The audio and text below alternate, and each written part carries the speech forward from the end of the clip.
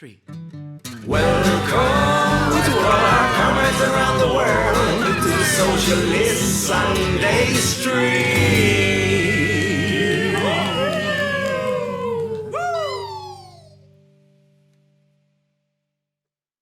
Socialist Sunday stream. Here we are. Welcome. Live and direct from several places in the world.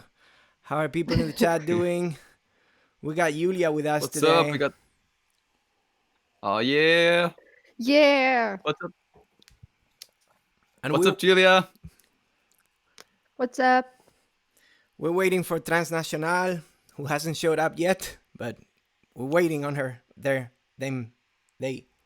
Perfect. Yeah, we got Transnational. Well, Transnational was meant to be coming on today, but I haven't heard anything from them. So It's early in Canada. let's just see how it goes. Let's just have some fun anyway. It's early on the sea to the say hi to everybody. Perfect. Still early. We still have time, so I think it's okay. Yeah, it'll be fine. We got some people in the chat. We got Snapple and Cats. Hey, Snapple and Cats, what's up? Good to see you again.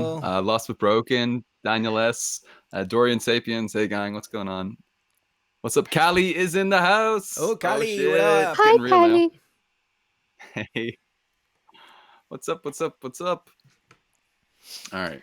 So we could actually, I was thinking we could actually take this time that we're waiting and ask like if people that it's coming, if they have any question like about the previous videos we had before, even the ones that I wasn't in, like you could ask you guys, maybe they have questions, maybe they want to ask something. I think it's a good idea for us to wait. Yeah, let's engage the people in the chat. Yeah. What you people are up That'd to. be pretty nice. Also, Paul, you got some things coming up the pipe, I guess. Oh, that's right. That's right. Got some tasty bread videos for you coming in the pipeline, and got well, actually, I gotta complain to everybody. I was working on a video. It was filmed. I was editing it. I'd been putting it all together, and then me, like a fumbling fool, like the fumbling fool that I am, I was swinging this glass of water around. And it spilled all over my laptop, and my laptop got destroyed. So yeah, that's pretty dead. I brought it to the computer shop to get things repaired, and they just gave me the phone call a couple of days ago, and they said, sorry, computer's dead, we can't save it, it's gone, but they might be able to get the files back, so that's gonna be better. They'll be able to get the files for me. In the meantime, I'm using my wife's computer, so that's something. That's what I'm using right now.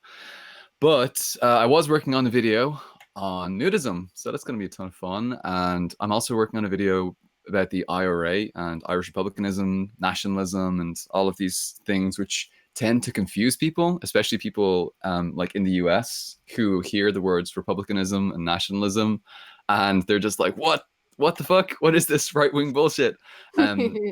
But those words kind of mean the exact opposite here in Ireland. Like Republicans in Ireland, Irish Republicans, Republican is kind of just like, that means you're like a radical revolutionary, that you're probably a socialist, and that you want to give power to the people, so that's going to be one that's in the pipeline. Yeah, so that's what I'm working on right now. But I know that I'm not the only one who's busy at the moment. Javi, I know you're working on some serious stuff at the moment as well. You wanna tell people about that? Oh, I'm just buried in this movie that we're gonna release at some point soon in the future that we need to finish right now. So we're in the middle of a crunch. I'm not sleeping. I'm extremely tired, but we're gonna go through this, and we're gonna make a movie happen, and that's very good. The movie is gonna be called Sesión Salvaje. It's a documentary movie. I'm making all the music. I made all the music already. The music is done. Now we're trying to clean up some video files to make them be high resolution at the end of the movie. So I'm helping the people who are editing the movie right now. And some pictures that I took there. So yeah, it's extremely busy. I'm at this. I have like this little energy in me, to be honest. But I'm very happy to see and hear you people, and that's good enough. Hell yeah. Power to the people and power from the people. I'm seeing in the chat that Cali has the No Pasarán sticker. Right on. That's fantastic. Nice. That's fantastic. No pasarán. Amazing. Yes, yes. My stickers are becoming Hey, a thing. Javi, can Yeah, I ask a elementary question? No pasaran. What does that mean? they I'm shall not sorry pass. to be No such a... pasaron. No pasarán is they Oh, shall Yeah. oh, not pass.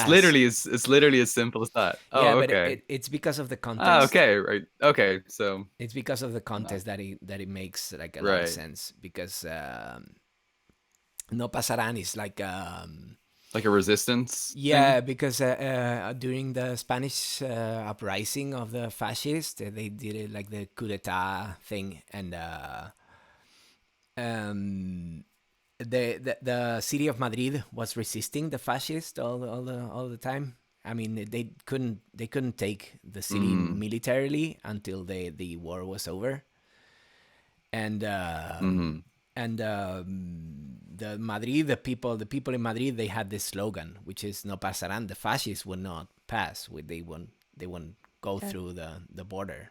They won't take the city. So it was like the resistance mm. call for the Madrileño, yeah, anti-fascists basically. Nice. That's why the No Pasarán has so much historical importance, Yeah, because they It's yeah. never also made it it through was the also used in Brazil. yeah. People were using this for in the time of in the election time against Bolsonaro. Fascistas não passarão. I see. Well, It's yes. it's because of this contest. It's so yeah. It's a really good um, It's a sticker great to slogan. have. Yes. Yeah, it's a great slogan. Yeah, it's really good. I need to get one just to put up here somewhere on the wall or something like that behind me. Yeah, it would be nice. You can create a scenario like for you. You need a Yeah, PO that'd be box, great. I Paul. need You like a need a nice PO backdrop for box. things. You need a PO box so I can I send you do. the I the do. I'm working on stickers. that. I'm working on that, gang. You're gonna Yeah, get it. You're gonna get it's a gonna set. happen. It's just a case of give it a couple weeks. Yes. I want a big set. I want a big set, and I might have like the English translation underneath. English translation, no pass around for dummies or something like that underneath. um, yeah, that's interesting that you're talking about like the history of Spain and stuff like that. It actually kind of ties in pretty nicely to what we're talking about with regard to like republicanism and all of those things. Yeah. Avi, I think we did talk about this a little bit before. Do you Yeah. want to? Could you maybe tell people about the Republican movement in Spain, even just like a little bit? Now, I know we didn't plan any of this at all, but do you want to maybe talk a little bit about, I don't know, let's say European republicanism Sure, and those no, kinds of no things? problem. Yeah, it's more or less the same as It'd you be had in interesting. Ireland. It's like the Spanish Republic was this good experiment that we had in Spain to make like a proper working democracy. In Spain, Hmm. Spain was ruled by monarchs for all throughout history. So back in 1931, people kicked the monarch, and they put together the Second Republic, because the First Republic was like a dummy republic. Was they put they put basically a Mm. dictator. They call it like the soft dictatorship, or la dicta blanda. Was Primo de Rivera the father, because afterwards the son, he became one of the fascist leaders in the 1930s. So yeah, the Second Republic was like the first modern democracy experiment that we had in Spain, basically in history. So being a Republican in Spain as of Right. today is someone who rejects monarchy, basically. It's very associated with highly Yeah. democratic and highly leftist values. Yeah, yeah, absolutely. And as you said, the same thing in Ireland. Exactly. It's all about anti-monarchy. And I think that that's useful to keep in mind because when we talk about like left and right wing, I mean, that comes from like the French Revolutionary period, right? 1789, the French Revolution was going on. You had the National Assembly, and sitting on like the right wing of the assembly were people who were like aristocrats, very wealthy, very rich people who wanted to support the king and the monarchy and give more power to them. People on the left wing, of course, were Republicans. They wanted power to the people. They wanted a democratic republic for the people. And so I think that in a lot of, I think all across Europe around that time, sort of 1700s, 1800s, there was a real push for republicanism. And of course, that was sort of quasi-socialist. Socialism, I don't think there was I don't think there was a self-consciously described socialist movement until really like the 1820s, 1830s. So you couldn't really. It was very difficult to even conceive of socialism, prior to that, like in the 1700s or something. So yeah, actually, it's useful to keep that in mind, especially when you're looking at like the U.S. and you see Donald Trump as like a Republican, and you're just like, wait, what the fuck is going on here? This is like a perversion, a total perversion of Yeah, of the I original guess idea, it makes sense, because on the other side of the pond, it's like in Europe, we suffered through monarchies, and monarchies are like the most reactionary thing that you can have. Yeah. One person rules everybody else. And on the other side of the pond, the thing is that republics are like the only form of government they knew after the conquest of America by the Europeans. So it's like, Yeah. what are we going? Well, it's highly conservative in a way, like as a concept. So it's like, yeah, but what are they Yeah. gonna do? A monarchy instead to be? It's like one step forward, two steps back, right? Yeah. So Mm. it's hard. Like Yeah, they don't know anything, about what it is to have like a monarch that oppresses you. Mm. But I mean, Yeah. How was it in Julia? How was it in like Brazil or either in Germany as well? Like when you we hear the words had republicanism. in Brazil we actually have the monarchy system for a while, like after independency. So um, unfortunately, in Brazil, like Brazilian history, we can see the changes came basically from the power itself. So when we change from monarchy or the imperium for a republic system, we can see some revolutionary fights in the people, but they're not very effective in actually changing something in the government. So it's really common to find in some books that the change were making from the top down. So what actually changed? You change the name of the system, but you don't actually change people that were in the power. So this is where the main changes, like the main governmental changes, political changes we have in Brazil. Of course, you can see some revolutionary acts, but most of them deal like they wasn't exactly very effective in actually changing deeply our political scenario from the monarchy to the republic and then the democracy, and then so it's Mm. basically, yeah, the changes, they were basically made by people who were already in the government, so it was more to for their own interests than actually for people. So, but we Right. had this experience with monarchy too, and actually, funny fact, we still have the the royal family. Wait. Sorry, what?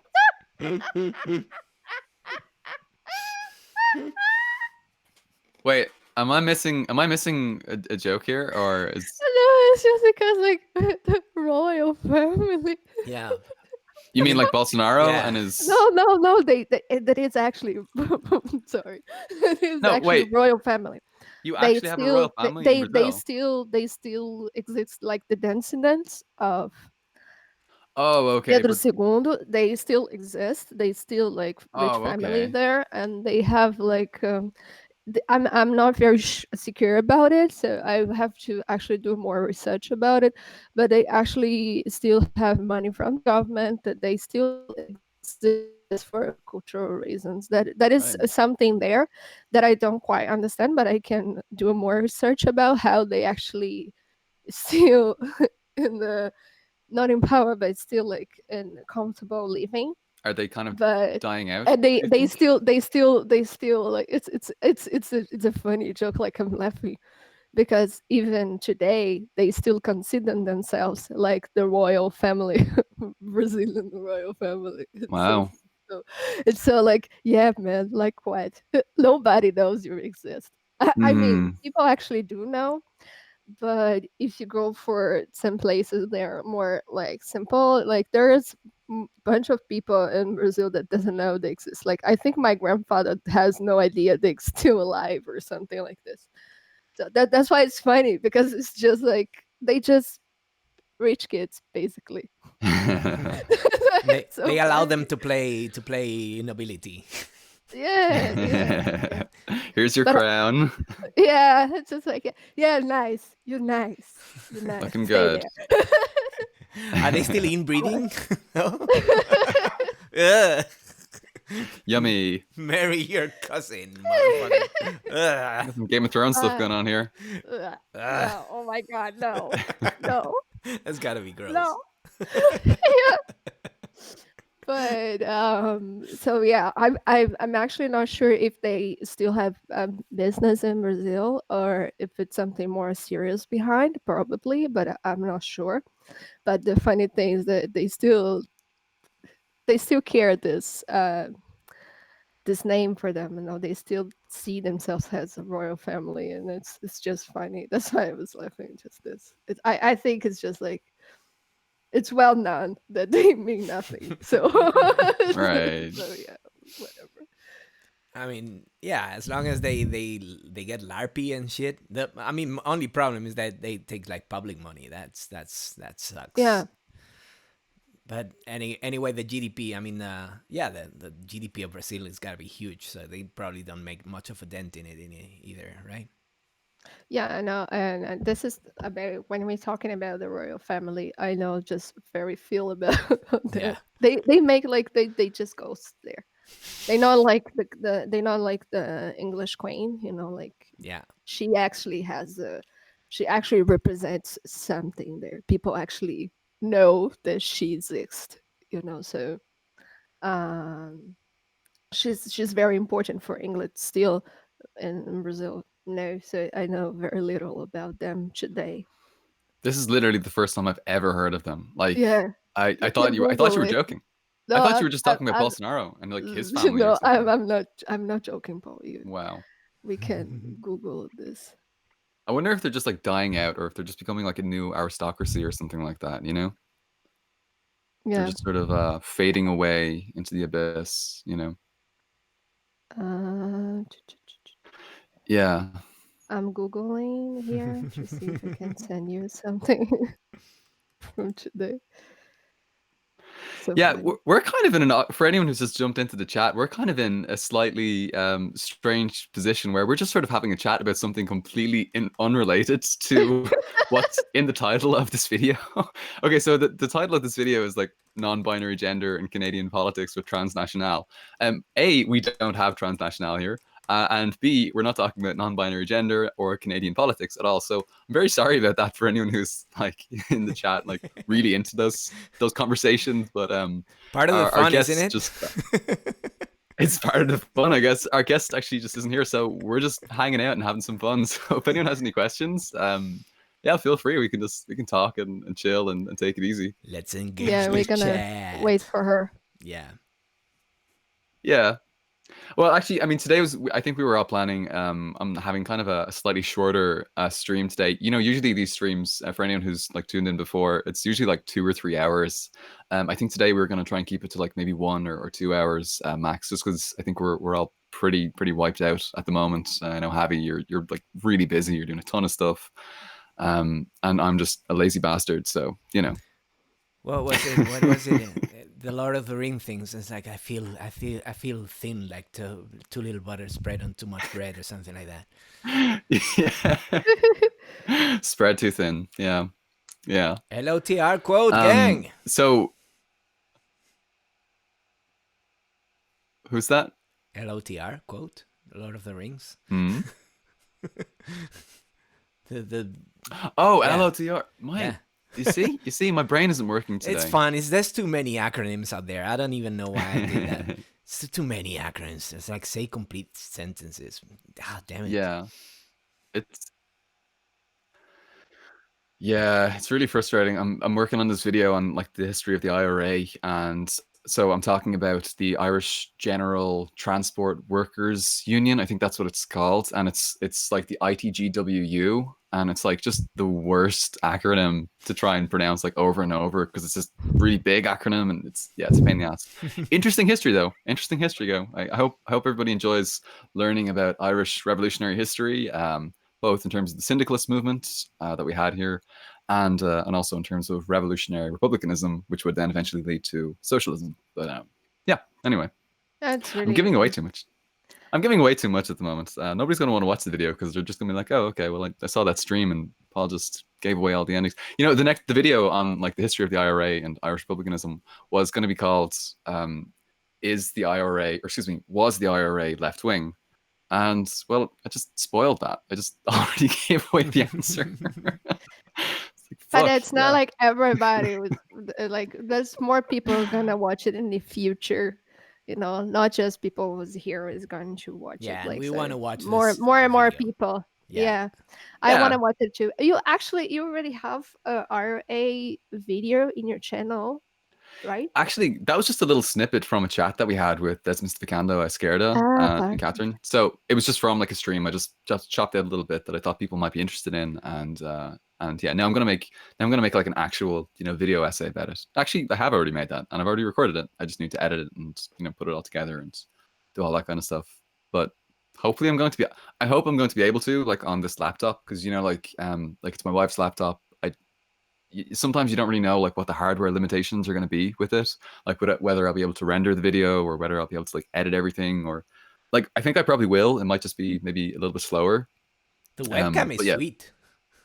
No, actually, that's not the webcam from the laptop. This is a separate webcam that I got recently. It's a little Logitech C220 or something like that. It's pretty nice. I like the color. Yeah, it's really, really nice. Actually, I'm actually, because I was doing the video essay and doing the recording today, I've got like my lighting set up at the moment. Check it out. If I turn off the lights, it looks real kind of awful. Yeah. Hang on. Check that. It could be the lights. See that? Yeah, I see, See that? Yeah, I see I think it's probably just the lights. They make like all the difference. So there's one light and there's another, right? So wow, this Definitely.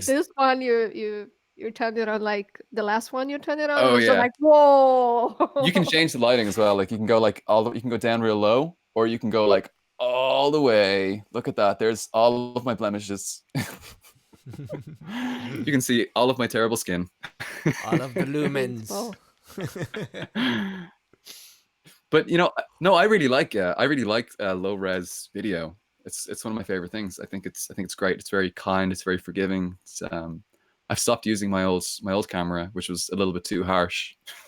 Now I'm just using this webcam for all my videos because that's a little bit nicer. It's more friendly, I think. Yeah. Julia, when are you going to start making your own videos?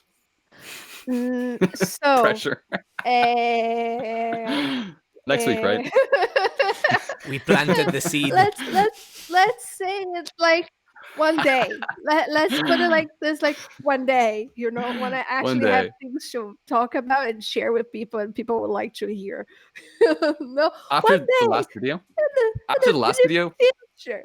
Oh, come on, Julia. After the last video, when you were talking about like the Amazon rainforest and Bolsonaro and all the shit going on in Brazil and stuff, like people were asking, like in the chat, they were trying to find you and stuff like that. So I mean, yeah, there's definitely an audience for you. Maybe people in the chat, give Julia some love, give her some encouragement, follow her on Twitter and like pressure her into. Yeah, I have a Twitter account now, and you guys can pressure me there. Okay, I'm gonna put this in the chat. Actually, I'm gonna put your handle into the Twitter chat so people can like pressure you into making content. I'm sorry, I'm like the worst friend ever. No, it's okay, because if it was like on the social media, then I would feel like real pressed. Oh, hang on, I've got your Instagram here. Hang on. You're private anyway. No, I'm kidding. People will be very disappointed when they get to my Instagram because it's nothing there. No. Actually, I haven't.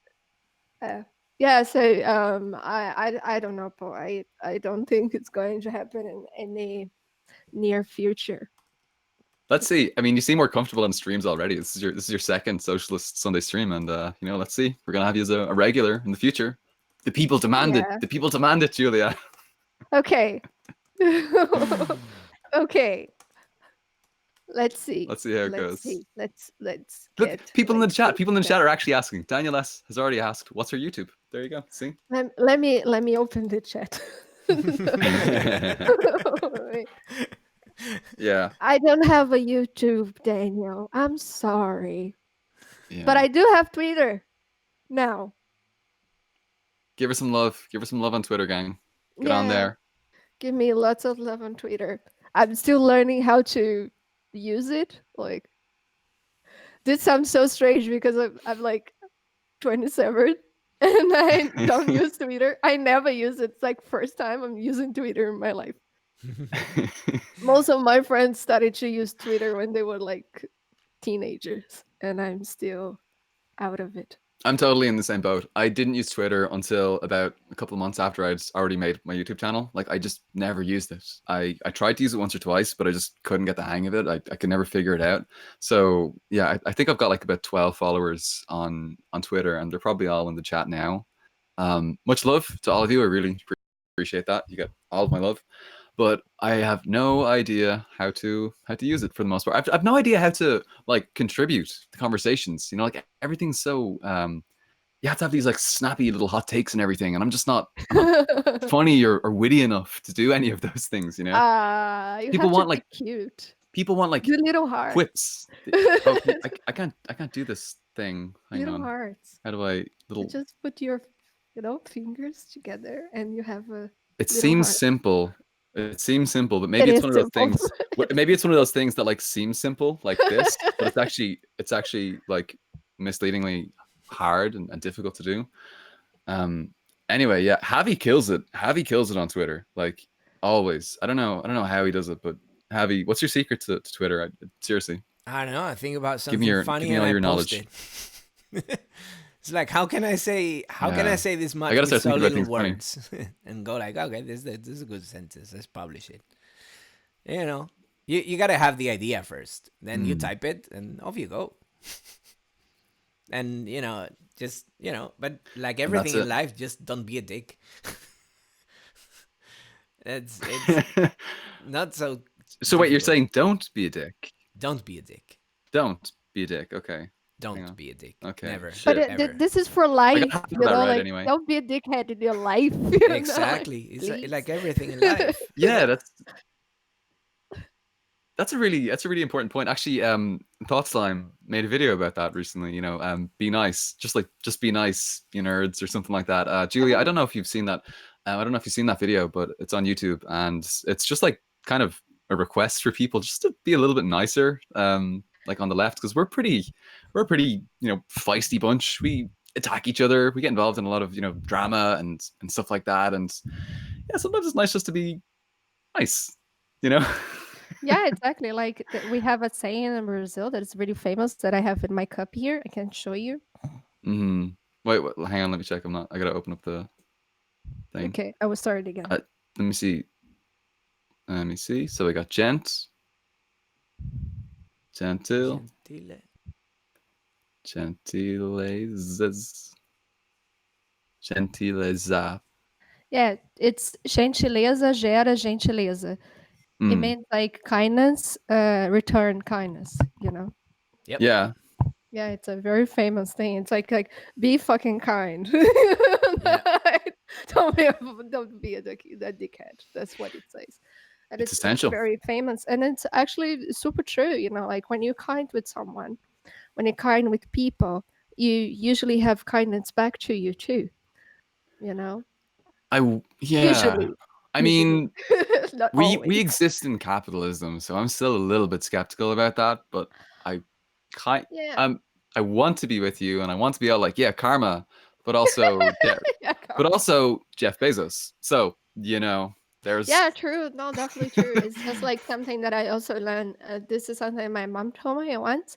Like sometimes when you're walking on the street and you cross-eyed with strange people, it's super normal. Like sometimes Mm, if you smile or if you say good morning, the person can be in a bad mood, but just listening to this can, give it a little bit of sunshine in the rainy day, in a gray day yeah. for this strange person you probably will never see again. I think this is nice, like even if you don't have a smile in return, sometimes like it's yeah, I'm very like energetic, like Mm, mystic. So I do believe when you're kind and when you smile and you say good morning and thank you, you give in, and you also put in a little bit of sunshine, rainy days for people, and also put in a lot of sunshine in your own life too. Yeah. It sounds very very It's very woo woo, but it's also very yeah, true true. very hippie. No, less than to naked at the beach. No, but How did we get I to don't know. naked For me, again? actually, Oh What? my goodness, I'm getting all kinds of PTSD flashbacks from the Magic time word. I did that. Oh no. I'm in. Oh no. Oh wait. Well, we're all partially in our jammies here already, so The thing is, I think it was Malvina Reynolds who had this children's song that was incredibly brilliant. That said, like something in the lines of "Love is something if you give it away, you give it away, you give it away. Love is yeah, something if you give it away, you end up having more." It's yeah. said something like it Yeah. is more like a magic penny, like keep it to yourself and you won't have any. Lend it, spend it, lend it, spend it, and you'll have so many you roll down or they roll up all over the floor. So the Oh my more love god. you give, the more love you receive, and same with kindness. The thing is, we yeah, it's everything is depends on the context. Like we have Mm. like the context of real life, how we handle ourselves in real life, with care, with respect, with kindness, as much as we can. How do we behave online? The worst. Online is just so fucking toxic. Yeah, but the thing is, Oh my god. how should we behave like online and in real life with fascists? yeah, You're not gonna win a Yeah. fascist with Fuck them. kindness and love. You gotta kick the shit out of them, right? So you do the same online, but how do you do with other people that are not fascist, that are actually leftists, that are your comrades? You gotta support them, motherfuckers, whether you like it or So not. much, yeah. Whether So you much, whether yes. you have the best day of your life or you're having a bad day, you gotta support everybody and respect everybody. If you see some other leftist that go, I don't like that people. They give me like a bad vibe. You just get out of the way smoothly. Just Yeah. sometimes silence goes a long way. And if you find someone that you're very enthusiastic with, go support and give all the love and all the good stuff. But if you see that someone has an approach that is not quite your cup of tea, but still leftist, just let them do. Let them do their job. They do their job. You do your own. Everybody, works on their own way, and we figure out a way to coordinate without having to be super friendly with everybody. But we still are need to be super friendly with as many people as we can because as Mm. many yeah, leftists exactly. as we can, while we can be like ruthless with all the fascists and the conservatives and all the evil people that are Yeah. doing evil stuff in the world. Yeah. It's What is it about us, like on the left, that makes us so fucking like cannibalistic? I know you made a video about this, the cannibal left, and like yeah, it's so important. Like, what is it? Like, I get so frustrated when I look at Ireland, right? I look at Ireland, and we've got like 11 political parties, right, represented in our government, and 8 of them are left wing. yep, And I just it frustrates me to no end that we can't work together like in a coalition. Like we're always separating into smaller and smaller groups, and we're always calling out our comrades, and we're always going after them, and we're always like attacking other leftists when we should be attacking the right. Because the right is quite unified. They're together. At least like in the governments in Ireland and places like that. I mean, obviously, like online, I think the right wing is very individualistic, and I think the left wing is generally a little bit more collectivistic. But we do tend to like attack each other a lot. So I don't know, like what do you think? Like, why do we keep doing this? Why do we do this so much? And Julia, feel free to jump in here if you're with your experiences in Brazil and stuff like that. I know because you've seen PT in government, kind of a center left government, and obviously there were a lot of like left wing parties as Yeah. well. Actually, I heard about this. This is actually a theory that I don't remember who wrote that, but it was a guy who actually wrote about imperialism in Africa, and like it was how England should do it to do it better. And the Mm. theory was if you can create as much as conflict inside the country as possible. That's also, if I'm not mistaken, I can be mistaken, but if I'm not mistaken, it was also used when they were separating the African countries through the European countries and during the imperialism period. So, because as many conflicts that you can create inside the countries, it's better because when they aiding each other, they won't fight you. You know, Mm. like it's easier to manipulate conflicts internal when there is internal conflicts than actually to manipulate a unite place like a unite kingdom against Mm.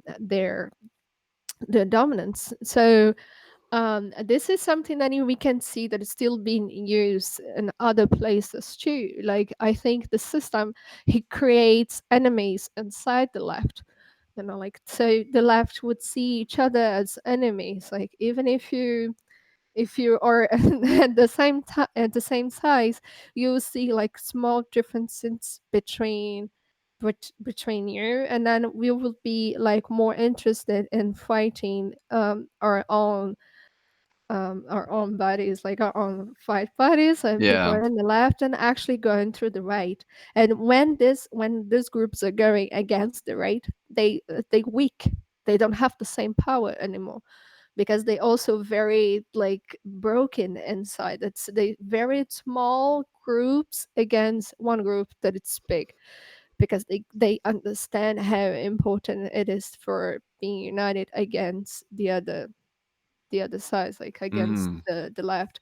That's exactly what I when I start thinking about the movements. Oops, sorry. No, it's okay. The movements we had it not just in Brazil, but with the minorities, not just in Brazil. It's how we start to break through as inside, you know, like how the system creates this break into us, you know, like to fight against it, and it's hard for us to get unite against them.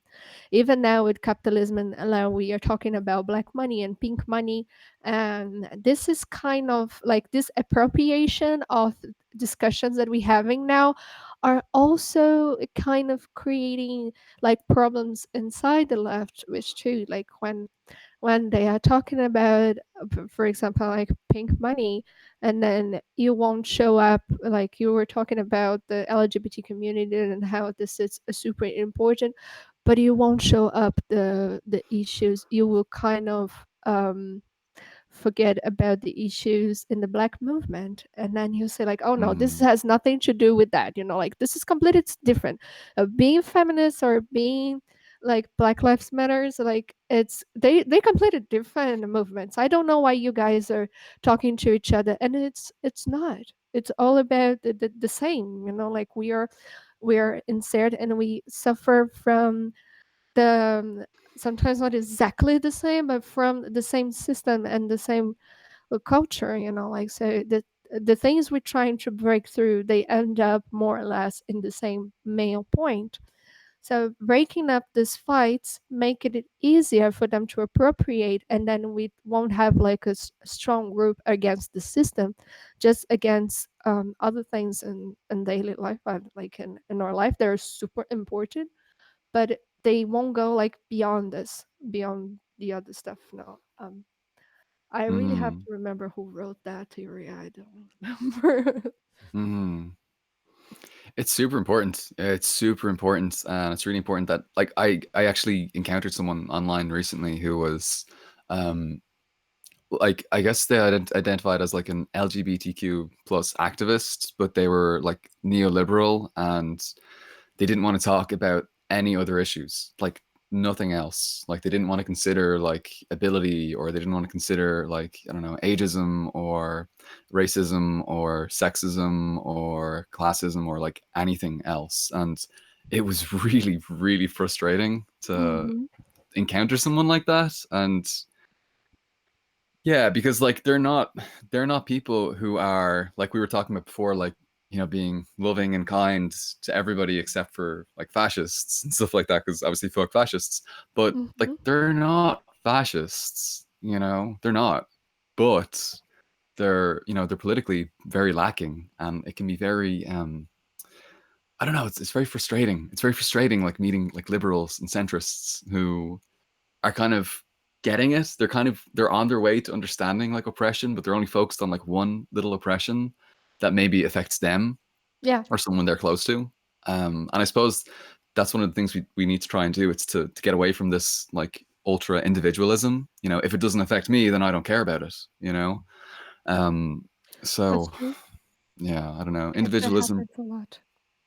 Yeah, bring in some intersectionality, bring in some collectivism, and fight that stuff. You know, but yeah, I don't know how. Happy, what do you think? I don't Because know. you Yeah. have a lot to say, I think, about this. Yeah, I've seen some profiles out there. Like, I've seen the too young, too eager profile. Like, I'm here. I'm angry. I'm looking for a fight, and I'm gonna get it. And I don't have any right wingers that I can reach to. And so look at this other lefty. There you go. I'm I'm gonna go very hard on you. And Yeah. I've seen the specialized types that are very funny because they're not intersectionals. That are the ones that you talked about. Mm. And then I've seen the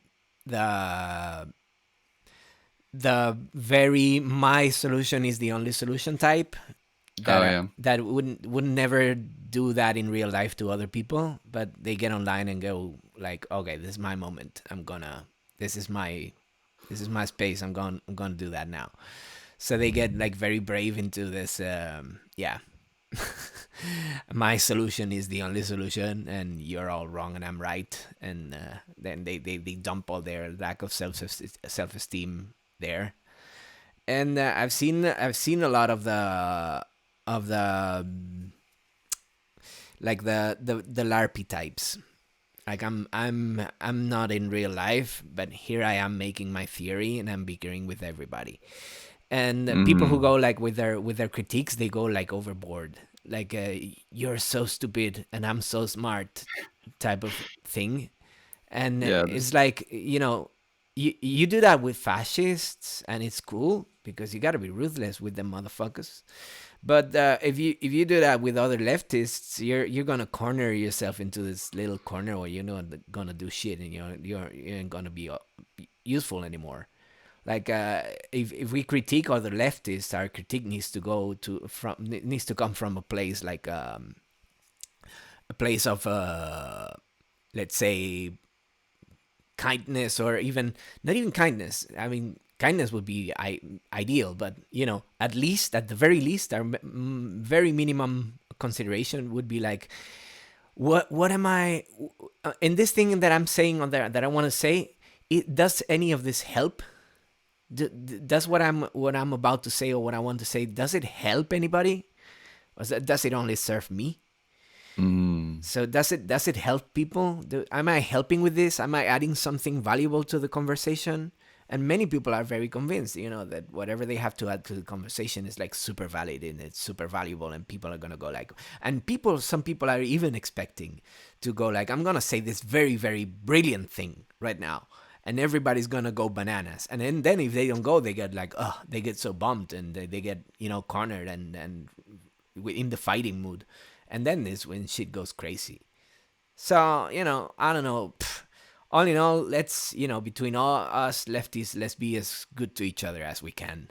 And if we don't like somebody at a personal level, like I don't like the way these people are doing their things, at least get out of the way. At least, go like, I'm gonna let them work on their own.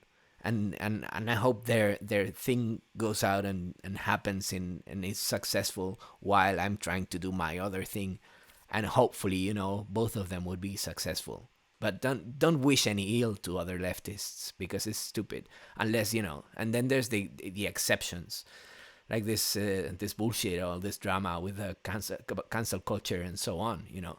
When and canceling people or ostracizing people from your movement works like in real life. Like when you have an actual collective, and one of them becomes, I don't know, something awful, heinous, like a rapist or something, It's like, yeah, you got to kick him out, like for real. Cancel that motherfucker. Yeah, you got to kick him out. And I've seen that. I've seen that happen in real life. I've Yeah. seen that happen in real life, and it was fair and it was the right thing to do. Because that's what you do when you don't count on police. You have like people, uh, you have people working or policing themselves, and not policing in a bad sense of the way, but No, working sure. working towards that order. So you know how we should not be cannibals to each other is at the very least let other people do their work while you do yours. And if you find a group of comrades that are like in sync with your stuff, do your stuff and go bananas. And when we need to fight together, when we need to go hand in hand with people that we don't personally like, but we still need their resources and their power to fight hand in hand together with us against the fascists, let's do that, whether we like it or not, because it's not a matter of liking what you're doing. It's a matter of getting to an objective. And then I don't know, maybe having a good blueprint. Like every leftist tendency has its strength and has its weaknesses. So try and do a combo with kinds of different people, and use the good ideas from everybody, and that in that way we will win. But we need to be together in this, just for the Hmm. work, for the sake of the work, and go out there and do stuff in the street. This thing we're doing on the internet is it's basically propaganda, and that's about it. When we need to be organized is in real life. I think it was Christopher Sabo who did a video about that. It was Yeah, I magnificent. saw that recently. Yeah. Go out there, organize with your neighbors, organize with the people around you, with the people at work, and do the walk the walk. What we're doing here is talk the talk, but out there we gotta walk the walk, and that's a very different game, people. That's a very different game. And for those Yeah. of us who are like I don't know, disabled, and they have, stay here and do the propaganda. But for those of us who can go out there and do stuff that affects real life, that's the job that needs to be done. We need to protect our Mm. disabled people. We need to protect our non-binary people, our trans people. We need to protect the women from patriarchy. We need to protect the men from patriarchy. We need to protect all people against all oppressions in real life, and it needs to happen. So let's put some work in that. Let's put some legwork out there, right? And that's kind of the idea. I'm sorry, I'm rambling like a motherfucker. Go ahead, No, do say stuff, people. no, it's really because the deaths that we're seeing against this other movement and work, and like the deaths we're seeing, they real. Like women still dying inside the patriarchy like culture. Men is still the highest number of suicidals is still males because of also patriarchy, and we still have black community and Latin community being completely massacre, like genocide in countries as Brazil and us as United States, and here in Europe we still have the gypsy communities, and we still have the Islamic community here too that is being very ostracized by far right groups. So like because we have to do something in real life, because in real life we're dying. Yeah, No, like if we don't do it something in real life we die. So instead of just like going through each other, that I can understand when someone that is from the left and also has a strange speech against other minorities, it really affects us. But like more than this, when we turn against other people that can help her and with us in some fights, we still like not fighting against the real, that's the real losing that we having. People are dying inside this in real life, and now like so we should do like things more real life too, like even if you can just participate in demonstration on the street, like when I got in Dublin, they had one a big one against Bolsonaro, and I could go. And here in Berlin too, when I was visiting my husband, not my husband, but it was my boyfriend at that time. Like it was a far Mm. right demonstration, and we came to the demonstration that was against the far right demonstration. We came for the left wing demonstration. If it's something like, if you at least can go there and in real life, and say like, we exist, we not just in internet, we're not just online, but we exist with people, and we're here to fight against these movements, this far right way of thinking, like this far right thinkings, this far right thoughts, they're not acceptable anymore in society. They killing us, they killing people for real. So we should fight more against this. So if you can do it in real life, it's so important. It's as much as it is doing here. And also participate in some projects. Like there is a lot of projects, they don't say they left or they left wing, but they actually help a lot, like they help a lot. If you can go through, if you can go to debates, against racism, or if you can go to debates and discuss about like LGBT community rights, and if you go there to listen and to debate with other people that will be there too, you also doing more than just doing in online internet, like. So it's very important to be in life out there than just picking left-ish people that are supposed to be in our side, like in online, you know? Yeah, Yeah, absolutely. food banks and the stuff, like food banks are super important. And Yeah, you're not kicking Nazi ass, but you're helping people for real. yeah, like, yeah.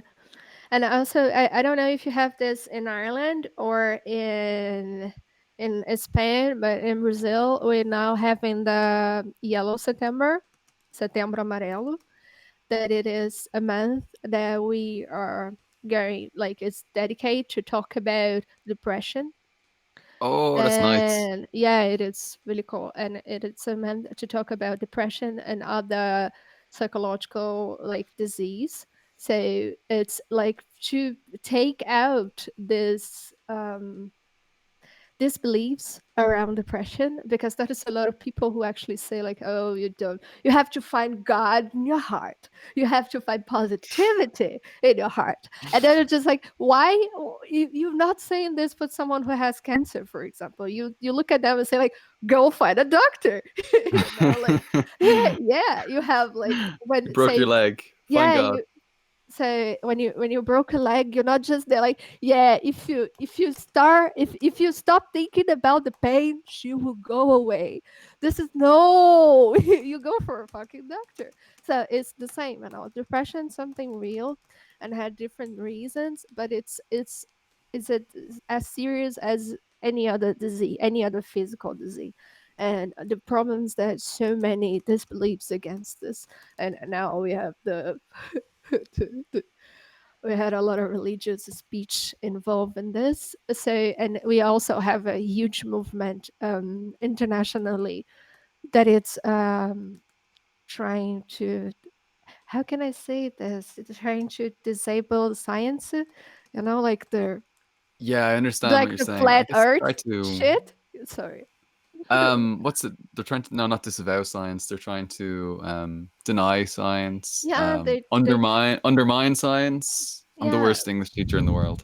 and that is something that it's funny, because I heard someone say like, debates in science are main thing, like they super important. You have to debate, but the thing is, you have to debate with facts and with demonstration and side science. You have to do experiments, like real things. You have to show your results, and you have to, like scientific methods, so the problem is not in the debate. And then someone said, like, those people, they so strong in debating, they're so strong in showing that this science, like the the actual science can be wrong, that it's just like, if they got this energy and actually did something with it, it would be so good because then we could actually see a lot of scientists, like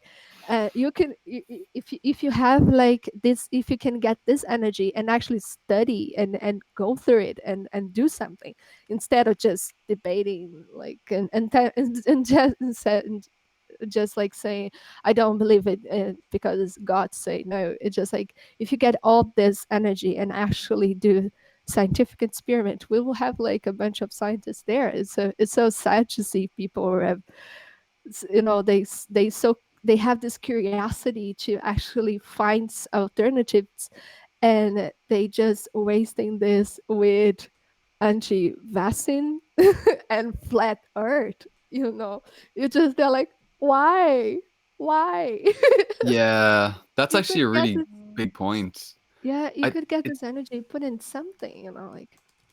I always feel that way when people start talking about like conspiracy theories, like, or people start talking about aliens and stuff like that. And it's like, yeah, okay, this is fun to think about, and it's fun to think about 9/11 as a conspiracy theory and that, but like there's actual conspiracies. There's actual like MK Ultra and COINTELPRO, and there's actually capitalism which is controlling you in ways that we can't even like Mhm. imagine, like without any kind of political consciousness. And it sometimes just does feel like, God, if you spent if you spent the time that you spent researching about life on Mars, trying to understand capitalism and economics and like oppression in the world and geopolitics, then maybe we'd have like.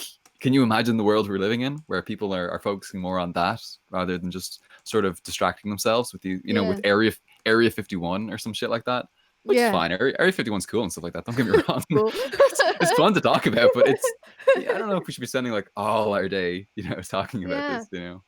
yeah, this is the thing, and it's also happening with other sides of science, and also like people are talking a lot of bullshit about depression and all, like, and there is a lot of myths involving depression, and mainly um, suicidal. So this is something that it needs to be seen, it needs to debate. People actually needs to start um, seeing this uh, s- in a more scientific way, like as Mm. a disease. It's something that it has to be seen. It's not like you're not possessed by demons, and you're not just a bad person or just a lazy person. Like, you actually have something, and you have to go through doctor and find and find your treatment and keep your treatment. And then it's really hard, and people actually have to start discussing this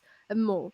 And also, like I was saying, when we actually see the suicidal um, percentiles, at least in Brazil, we can see that the numbers are higher for males, and that has all to do with sexism in the country.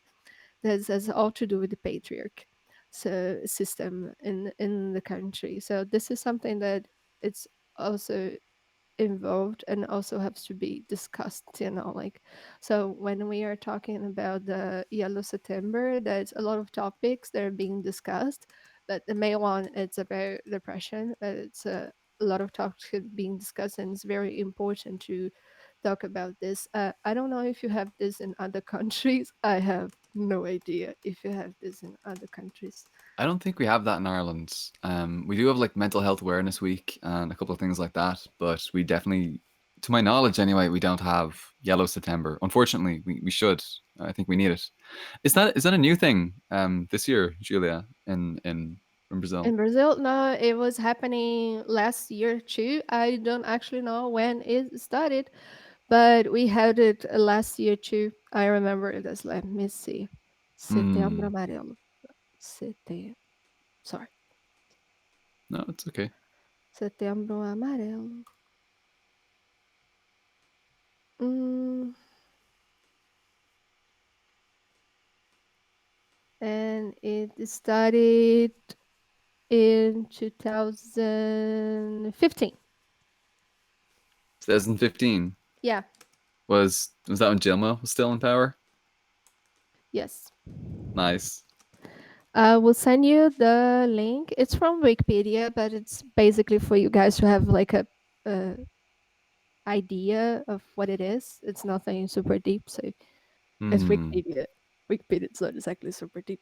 Ah, it's okay. It's okay to It's have a something. general idea. Yeah, they got sources, so it's not so bad.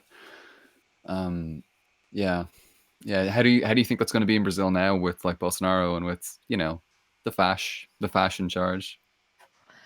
Do you think Yeah, that's going to be like discouraged or? it is already, like we cannot deny that we lived in a very conservative society.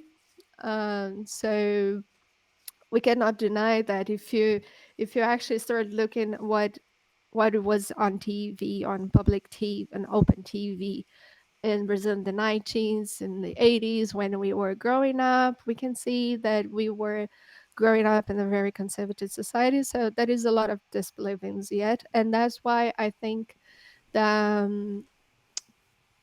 that's why the other movement, like the reaction to this, like people actually can see how important it is to discuss this. They getting more and more stronger on this on social media, like mainly, not just on social media, but mainly on social media, because it's a reaction to this, like because we can see that we going a few steps back. So the other side, it's actually trying to be more open about it. When it started in 2015, you could find just little things about it. It wasn't spread actually, but now it's everywhere. If you open Instagram, you will probably see it everywhere. Mainly if you follow people who think differently, people who think outside the box. If you follow people who are actually from minorities and already in this kind of discussions, you will see it a lot. And you can see more not governmental organizations also talking about the Yellow September now. It's being more and more spread, even if we still can find mainly on the streets and with other, like, common people in a Mm, bar. There was still a lot of disbelievings, but people are at least talking about it. You know what I mean? mm. And that's a Yeah, it's huge important. change. Like for me, it's a huge change. It's a huge change. uh, Even with other things in minorities, like when we are talking about body positivity, like not being, not burning against people, like against fat, so Yeah, fat when we phobia. talking about, yeah, fat phobia. Yes, I didn't know if you use this word. Yeah, yeah. We have it in Portuguese, it's gordofobia, but I was Mm. just like, I don't know in English. What a thing. Yeah, yeah, no, you can say it. There's a lot of like activists who are like, I guess they're taking that word back, like reappropriating it so that it doesn't have this like negative meaning, which is really, really nice. Exactly. Great. And even if that it's a bunch of people saying this is bullshit, this is me, but it's at least people are talking about it. And Mm, this is something that I can see that is huge in Brazil now, and it's so important because when I was growing up, those things were not being even said. Even if you wanted to talk about it, if you wanted to think about it, these things were not being said, and now they are being said. And this is a huge change that I see in Brazil. I think it's fantastic. And September yellow, the yellow September, sorry, the yellow September. It's also it's good to see how it's growing in debates, even if that is still like thousand and thousand of people saying that it's bullshit. It is good to see how many people are actually debating this. Even if you're against this, you are actually listening to it. Like hmm. Yeah, it's sort of out there. It's in the public sphere now, which is really nice. It definitely wasn't like when I was growing up, and it's starting to enter the mainstream worlds like in Ireland now. But um, Ireland has a weird experience with like dealing with mental health. It's like I think that when like the Catholic Church had a lot of power, a lot of people would use like confession boxes. They would go into churches and go into like the little confession box and tell like the priests everything they'd done and like all of this stuff, how they're feeling and all those things. I think that was kind of the release that they had, like the mental, or they might say spiritual kind of release for a lot of the bad stuff that goes on upstairs, like in the mind.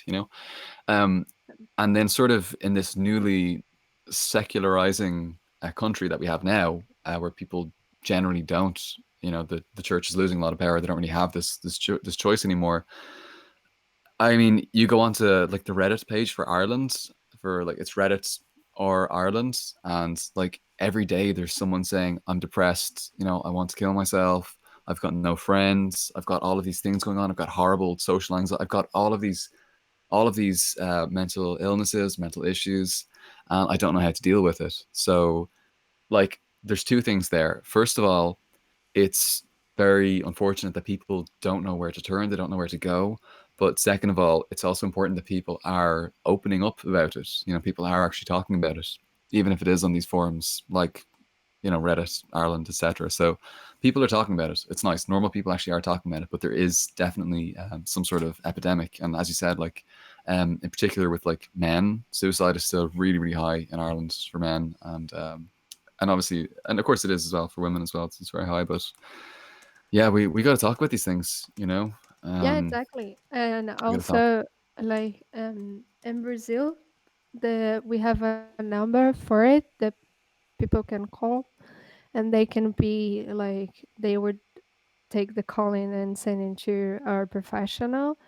So, and the person can actually talk about it, what their feelings, and it's completely anonymous. Just Mm, the person can say their names just if they want it. It's not like, it's not the solution, but it's having been helping a lot. Like, mm, I will find a number and I can share if we have listeners from Brazil. I don't know. So if we have listeners from Brazil and people are looking for help, it can be something that it can do it like the first, like as a first thing, but i- looking for professional help is super important too. But this number, it's but do you yeah. have a number like this in Ireland? I think you had it, because I remember seeing the advertisement for this Mm. in There's a the lot of airport. charities, yeah, like Samaritans and stuff like that. To my, I no, I could be wrong with this. To my knowledge, they're all sort of like charity organizations who deal with that, and NGOs and stuff like that. Uh, I don't know if like the HSE has a line for that. I don't know if someone in the chat knows about this. Um, maybe they can let us know. But to my knowledge, it's mostly people. Like when I was in college, I used to always see like posters up for this organization called Samaritans, and it had like the phone number, and you could call them anytime, middle of the night, whatever it might be. If you're ever just feeling like overwhelmed, you could just talk about it to someone. It's totally anonymous, and which is brilliant. It's really good that people have this option, but I don't know if that's implemented on a governmental level yet. So in Brazil, is that a government thing or is that like a yeah, charity? It is a government thing. yeah, it's That's a nice. non-governmental organization, but it's connected with Okay. sociological, psychological health. So it's not like religious. It's nothing to do with religion. Hmm. But Right. Okay. I think I saw something like this. Um,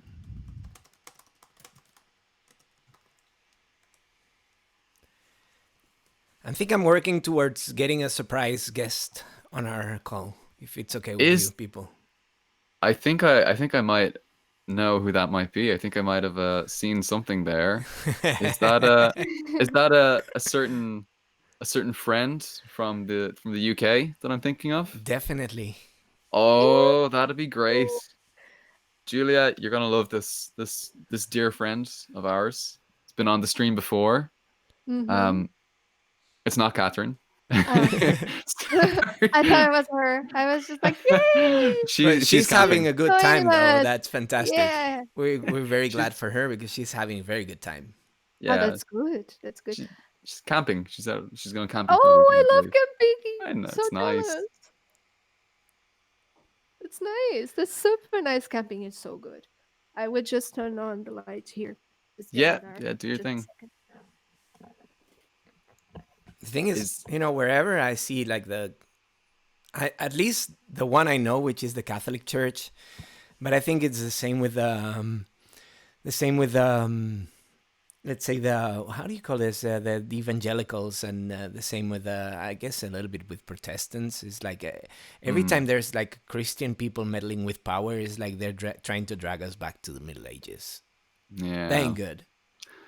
Is Well, that yeah. Kevin I see there? Hello.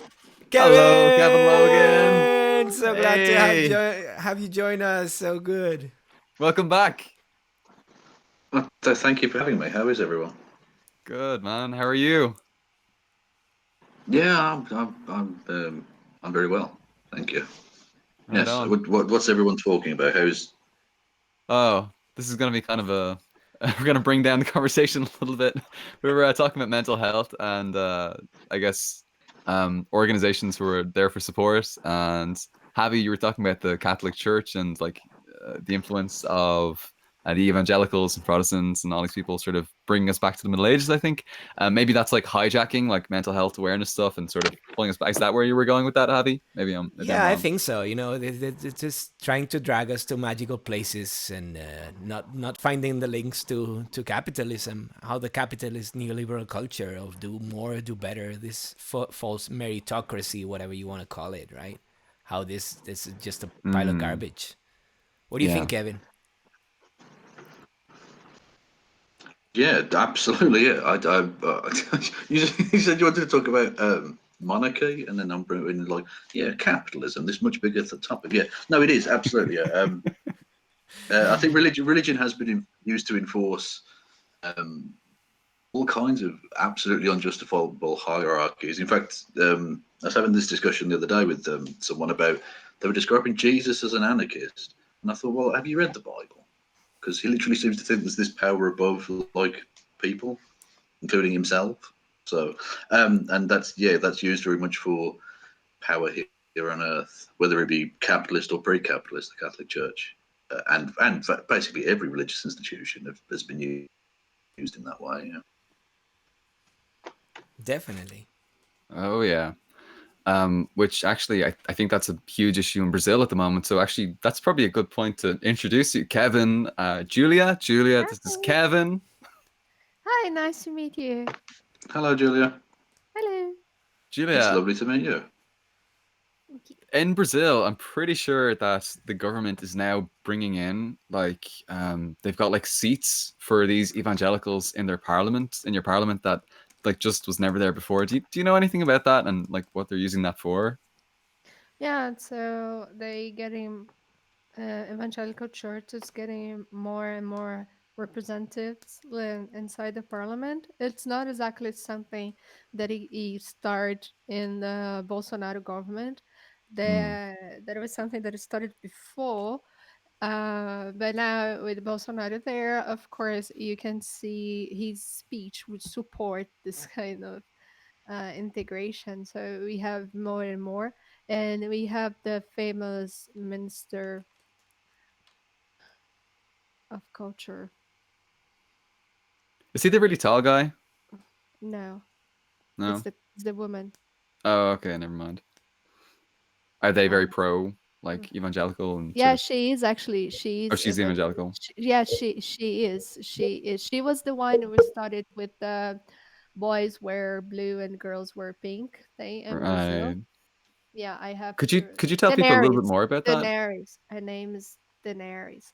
So, Daenerys. yeah, she she's very religious and she's very open about being very religious and evangelical inside the parliament, and she has a very hateful speech against minorities. Like she's very misogynist, and she's also very LGBT phobic and racist, and then the whole package we already know. So Hmm. I don't have to keep saying. So a while ago, she was actually saying this against the trans community in Brazil, Hmm. like about how you should dress up your kids or something like this. And it Yeah, was a well, huge scandal oh, about the so I was just colors and things. Sorry. no, I was just going to say didn't want to interrupt, but I mentioning the trans community. I read a thing a few months ago about the huge spike in trans murders in Brazil. Yeah, actually, we're still one of the countries who killed, who have like most killings against the LGBT community, mainly against trans people. And having someone in, having a politician who say, who give like speeches like openly about against them, it's really harmful in Brazil. And when she actually said that, about the colors, it was because we all know the how the trans flag is. I mean, and I think is international. Mm, It's white, pink, and blue. We mm, all Yeah. know this, right? yeah. Yeah. So yes, exactly. So she used this. She was very specific. When she said about the colors, she was very specific against the trans community. And yeah, she has a very religious speech about it, and very harmful and dangerous. After her speech, we had more attacks on the street in São Paulo. If you if you Google it, you see we have lots of attacks against trans people in Brazil. Unfortunately, not I like to believe that it's not just in Brazil, but Mm, unfortunately we have a lot in Brazil still, and having her in a power situation Well, is yeah, very hard. that's yeah. I think when you add religion into politics, ever, it doesn't tend to go well. Um, the way I look at it, and I don't want to. Obviously, we've got a Brazilian guest, but uh, to use like a Western analogy would be Britain and America. Is there's as much potential for hatred and bigotry and uh, murder and things in both of those countries. But because in America they've got that religious evangelical voting core and indeed, a lot more guns, um, you actually see it played out much more in modern America than you do, say, here in Britain. Yeah. yeah. Yeah, exactly. So yeah, this speech was something that it was a scandal at the time, and people were debating a lot, and people were fighting a lot against this. And there was a huge discussion about the history of colors, into kids, and sexism, in And wasn't colors, it and like how the we opposite? raise kids.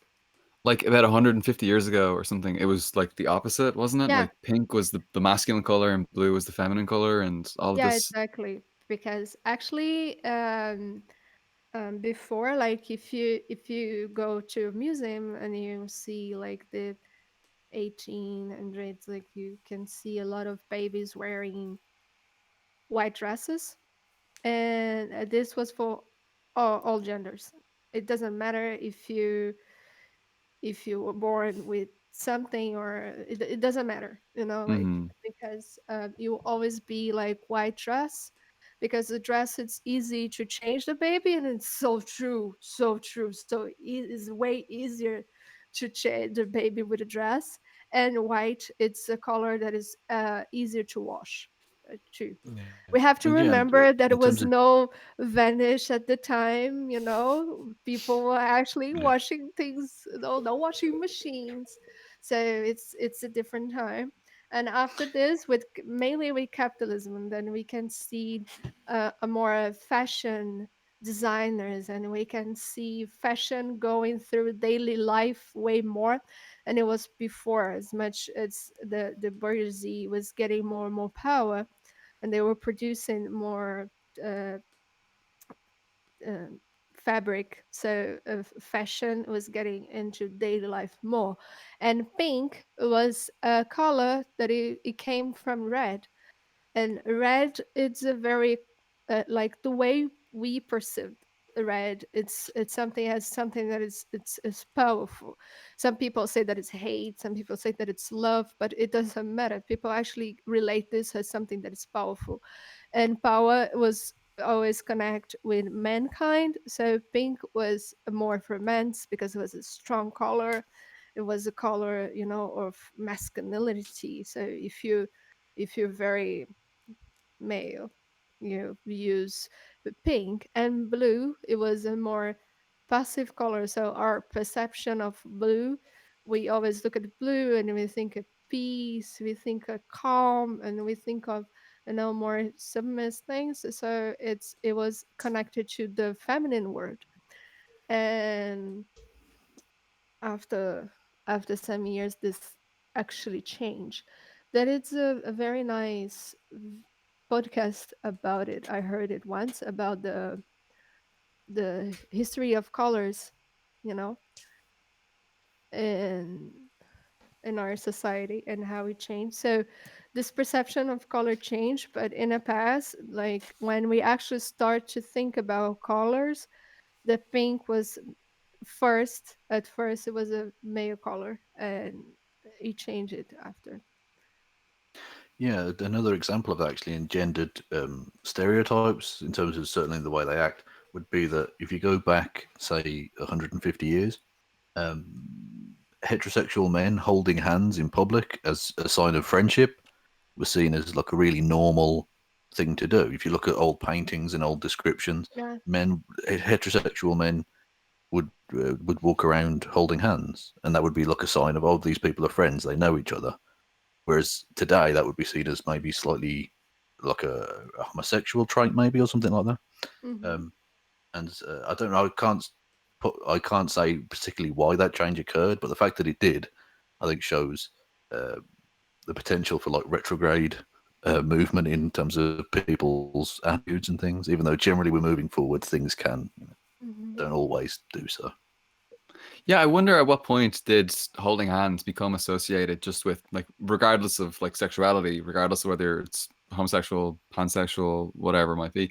I wonder at what point that became actually related to relationships. You know, I wonder who decided that this was no longer just a friendship thing. Like, I wonder if 150 years from now, people are going to look at high fives as being like an incredibly like intimate thing or something like that. You know, it's like, oh shit, they high fived in public. What the fuck? Yeah, arrest them. They're indecent. Yeah, public display of affection. PDA, PDA. The way they want us even being out in the street would be considered like a sin. Yeah. They're not online.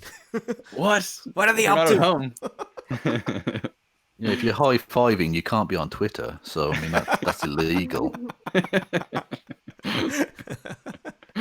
That's how religions work. It's like let's put a set of arbitrary rules and enforce them, and whoever doesn't follow them, we just punish them.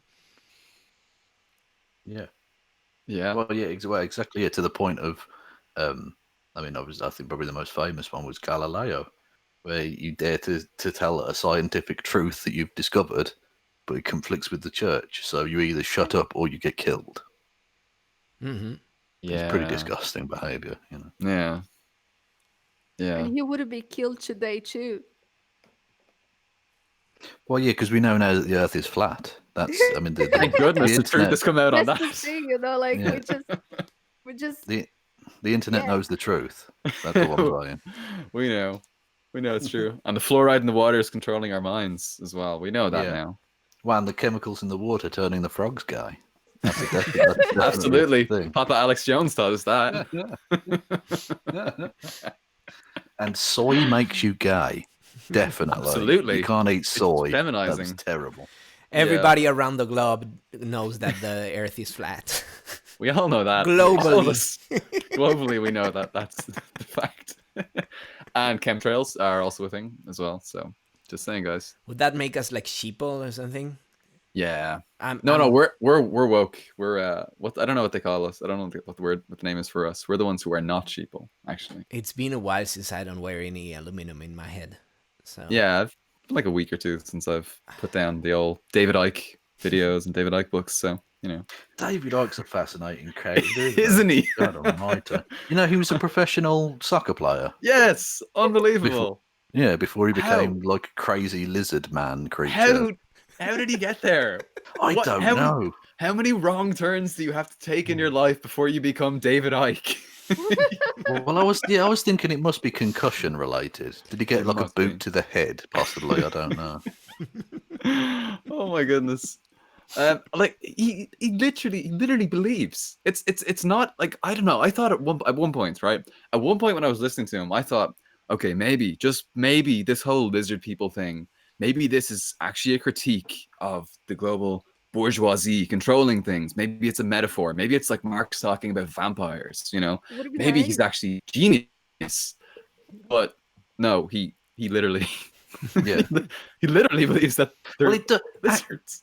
yeah, there is a core of what you say there, that like you hear these people talk, the likes of Jones or Ike or Paul Joseph Watson or whoever, and occasionally they'll say something against, like, they'll be talking about the Bilderberg group, and they'll talk about things like, well, should these big decisions be made behind closed doors by these groups of powerful people? And you think, well, actually, yeah, they're onto something there. It shouldn't be. That kind of power should not be concentrated in the hands of these obviously self-interested rich bastards. Yeah. So they're onto something. But They're then they onto take this something. weird turn to, oh, they're clearly being controlled by the Jews or something. And you just, oh, for fuck's sake. Globalists. Oh, Globalists. globalists. Yeah, in echo it's- marks. Yeah. Yeah, it took me a while to realize that when they were talking about globalists, that actually they were just talking about Jewish people. Like Yeah. it took me a while to pick up that one. Yeah, that's why I do the joke on my channel about George Soros. When I literally said, whenever I say his name, I'll say praise be upon him after I say his name, as if he's like my god.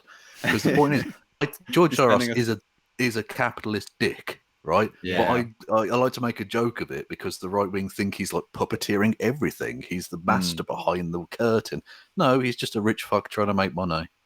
Yeah. Like, so they do that joke, but obviously I don't really like George Soros. He's an asshole, but just not in the way they think he is. Yeah. I'm still waiting on my Soros dollars to come in, but any day now. Yeah, exactly. Yeah, I can't. I've tried to sell my soul to the globalists, but apparently they don't pay too. very well. So Yeah. It is Yeah. funny how they become so powerful on the backs of other people, being parasites, and then they pretend like they do charity work and bullshit. Philanthropy. It's like how much have you stolen to get there in the first place, motherfucker? Yeah. yeah. I created a forest fire, but I threw a bottle of water on it, so Yeah, I'm a good problem guy. solved. Yeah. Yeah, problem solved. Yeah, exactly. Yeah, it's like they've caused an earthquake, and rather than cleaning it up, they've got one dustpan and brush, and they've just gently swept a couple of crumbs of the concrete dust, and Yeah. gone, "Oh, look, Taking a I'm few so photographs. awesome." Yeah. Yeah, I'm a I know you're all philanthropist. completely fucked, and you can't even afford to like buy a car or something, or pay for healthcare or whatever your particular problem is. But I mean, I'm just going to go and buy a yacht that's big enough to fit another yacht inside of it. That's perfectly normal. Like, Yeah. no. I meet people every day who worship Elon Musk and Bill Gates and Jeff Bezos and all of these people and talk about how they're such great philanthropic individuals who are saving the world from, I don't know, X problem. And it's so fucking frustrating every day to be like, that Elon Musk is the fucking worst, don't you? Yeah, You know that? He really is. The people who like are massive fans of Elon Musk are the strangest motherfuckers. They really are. I can't work them out. But I mean, it always annoyed me back in the day when people would say how brilliant Steve Jobs was. You remember him? Oh, He was yeah. like the head of Apple. Yeah. And I kept having to say, he uses like slave labor in China, and Yep. they've literally put suicide nets, which is just the perfect distillation for me of why capitalism is so monumentally evil. The suicide nets, you're aware of this as a thing? You can't Yeah. even Outside kill of their yourself. Yep. factories, rather than because people were so trapped in there and so hated it, they were throwing themselves out of the building to kill themselves because it was like their only way out. So, and this is the perfect, like I say, the perfect. It's like the perfect analogy for why capitalism is fucked. Because looking at the situation, a human being would say, "Oh, well, that's bad, right? Let's make their living conditions to the point where they don't want to fucking kill themselves. Maybe let's do that." No, they went, Yeah. "I know what we'll do. We'll just scoop them up. We'll catch them in a net, scoop them up, and then we can have them back on the production line within 5 minutes." Like, it's so evil. It's almost cartoonishly evil. Yeah. It's disgusting, actually. Yeah. Yeah. Yeah, it's horrific. But people were like, Steve Jobs is a genius. No, Steve Jobs was an evil cunt who deserved to die. I'm just putting that out there now. Hot take. With you 100%. Yeah. Yeah, if you're using slave labor, fuck you. Yeah. You don't deserve a net.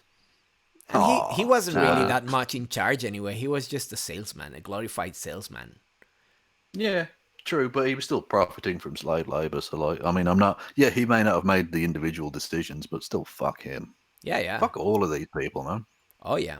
Literally, we're on a dying planet, and everyone's like, "Well, should we really tax these rich people? No, we should just take their shit. What the fuck? They shouldn't.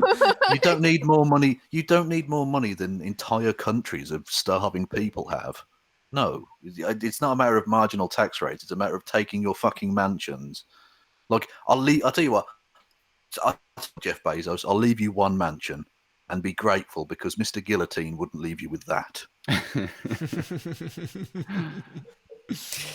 I'm all I for don't know. Mr. Guillotine. Full mansion. Mr. Guillotine is our friend. Yeah.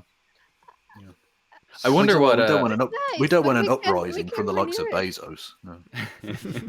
What was that, Julia? The guillotine, it's nice, it's historical, it's cool, but we can use something more massive. Just kidding. Well, got better ways of killing it's them, don't we? heritage. You've got to bear in mind that's our European heritage, please. Okay, this is culturally appropriate. It's a cultural icon. You're being culturally insensitive, Julia. No, I think I can understand that it's historical, it's cool or presumptive, but we could change that. Just kidding. It's a All right. Oh, this is All right, we can just use the political electric chair, I correctness don't gone mad. This is political correctness gone mad now. You can't even guillotine some rich people without people objecting. Outrageous. yeah. Oh and my God, that's guillotine is fucking just the leftist. beginning, because then you gotta make like the smaller pieces to feed your cats, which is the Poor end, cat. the end goal. Well, someone said this about eating the rich. Apparently, it's obviously cannibalism's not great for you. So turn them into compost, and then you can grow things. Yeah, Yeah, that works. exactly. Absolutely. But to compost like a meat, it's not that easy. If you do it when you have a compost, a huge one, mainly at home, you don't put like cooked stuff or meat or anything from animals because of the smell. It's not really good actually.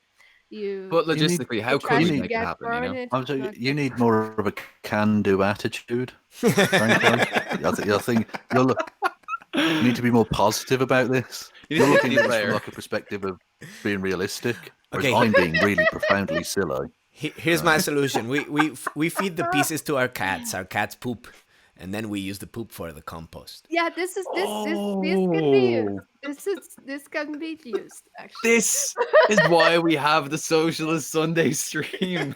This is why. Yeah, This is where the magic So much- happens. This is the fucking magic. yeah. Rich people cat poop compost will save the world. Abby, please put that as the title of this video. We need to retitle it. Rich And- people, cat poop, compost. Yeah, I'll change the title later for that. to that. I feel like I can die a happy man now because I've solved the world's problems now. I think we're done. I definite. think the left is done, actually. Okay, we So just Karl Marx- fix the left. Karl Marx would be hard to come up with solutions to things, and I've just thought, no, let's feed rich people to cats, and it's sorted, done. They'll build statues in our honour. They'll build statues in our honour in future. All four of us will have statues everywhere. It'd be amazing. Oh my god. I'm dead. Holy shit. I'm dead. It's a good Like Steve Jobs.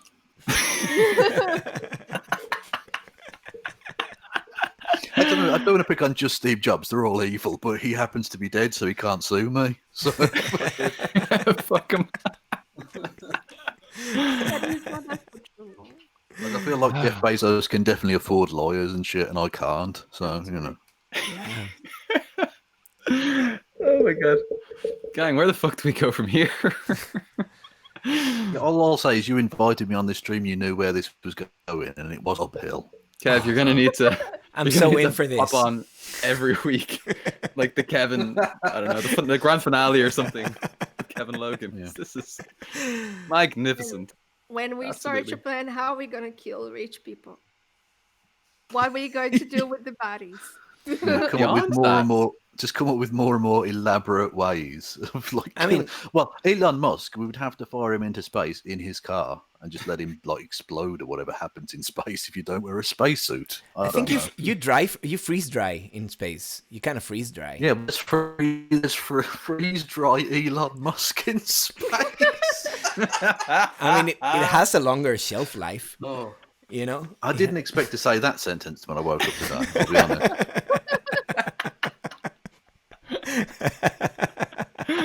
Oh my god. We got like soft Bezos and freeze dried Elons, and you know, we can put them in different boxes, and they have different shelf life. Well, and Steve Jobs is already sort of compost, so Yeah. he's already there. He's Yeah, we're ahead of late the for that. curve We're again. late for that one. Yeah. He's ahead of the curve again. What a pioneer! What a pioneer! Oh my god. Oh, that's terrible. My nana always used to say, "Don't make fun of the dead, even if they're really bad." She was wrong. Bless her. And Carlos Lim, we could marinate him in, I don't know, taco sauce or something. Is this Well, for as the we've got cats or is as this? we've got a Brazilian, Bolsonaro. How as our honorary Brazilian, how would you want Bolsonaro executed, and make it as elaborate and silly as possible? Barbecue? Me myself, I don't want him to die that easily. I want to. Long drawn I out want It's a to hypothetical torture scenario. him for at torture. least 6 months before I can actually kill them. Only 6 months. So only 6 months, I have to hear him talking for a while. Oof. 6 months, it's enough. And how would we torture? How are we going Yeah, to torture I don't know. Bolsonaro? I don't know. I would actually like to invite people, Well, if you representatives from minorities to actually choose what we should do with him before, because the harm he have been done for minorities in Brazil is huge. So we can actually invite those people to discuss and debate what we should be do with him. Oh, so And much we yes. can get into a decision together, and then people can choose what they want to do, and then we do it. So much yes. Let's get Marielli's family. Yeah. Let's get Marielli's family and they can Oh enact justice. yeah, Fuck yeah. yeah. See, that's a really good answer. That's a really worthy answer. I've got a slightly silly suggestion, if you don't mind. You know, there are two options. Either you burn the corpse and use the ashes to regrow the Amazon, because apparently human ashes are quite good in terms of growing trees. Or secondly, there's a thing you can do with corpses, right? You cut off his head. We'll save that for a second, right? There's a thing you can do where you implant like a seed for a tree into a dead body, and then you bury it, and then a tree grows from the rotting corpse. Oh, yeah, I've that's seen like that. a thing that people do. So you could do that again. It's only one tree, but it's every forest starts with one tree, and then you keep the head, and you can use that for football purposes because Brazil, they like a bit of football. Oh So- no. Yeah, that's true. It's a huge thing. Oh my god. Perfect. It's a big thing. I mean, there. if there's one thing that could unite Brazil in its new socialist future, it's playing in the American R with Bolsonaro's head. So, Maybe collecting the ball sacks. They're good for football material, right? I don't know. well, yeah, They but just I get the know. impression from him he's not that well endowed. So Yeah, you had to I get a don't lot know. of them. You'd had to get a lot of it's more them. of a hacky sack situation. Than a football.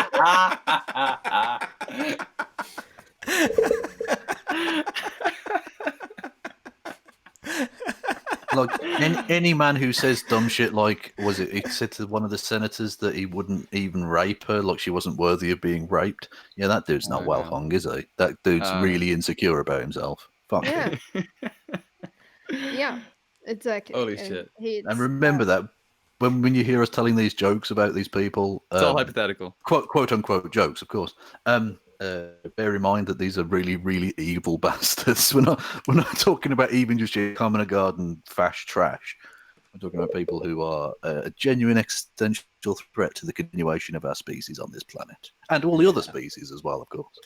Yeah, that's why I want to share this very important decision and how we should torture and kill him with people who have been effective in daily life, but the shit he's been saying, like like the indigenous in Brazil have a lot to say and a lot to do with him too, so Yeah, living I in the think I, rainforest. I think would be too selfish if I kept it just for myself, you know. We need to share this with people who were actually killed by the speech he did.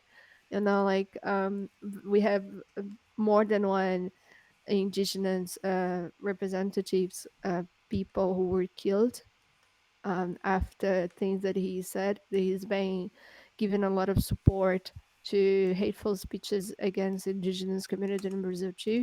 So after the death of the cacique of, I think it's Moan. I don't remember the name of the tribe. Yeah. So after the death of more than one caciques in Brazil, I think they deserve to choose what kind of torture they want before we actually executed him.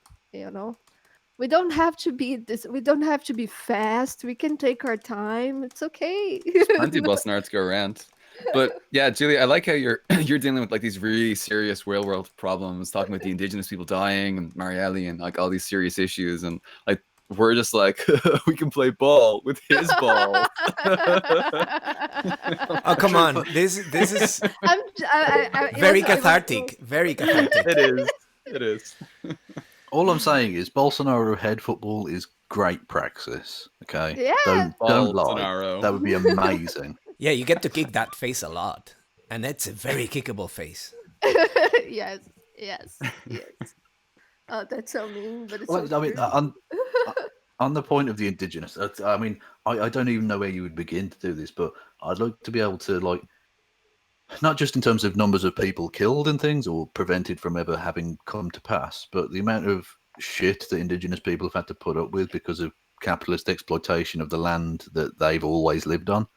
And not just obviously in South America, but like basically everywhere in the world, including in places like India. I was watching a thing about Pepsi, who essentially drained a water basin in this local area where these indigenous people had been living for tens of thousands of years, Wow. to the point where they all had to leave because there was no water left, and they did it just to make plastic bottles to put their shitty drink in. Like, Yeah. Look. They're it's trying just, to I up mean, the game of the death squads in Colombia for Coca-Cola. It's like they're competing to see who's getting the most genocidal well, soda. Fuck. Well, did we all see the definitely president of Venezuela, obviously, Juan Guaidó, hanging out with the death squads? Ah, Juan Guaidó, yeah, the squatter, Motherfucker. motherfucker, the self-proclaimed not president of anything. Yeah, yeah. You can. That's the thing. If you just claim you're the president, that's fine. That works apparently in crazy American imperialism land. Yeah, he was hanging out with the fascists in Colombia. Oh man. The thing with colonialism to today is that you have historical past too.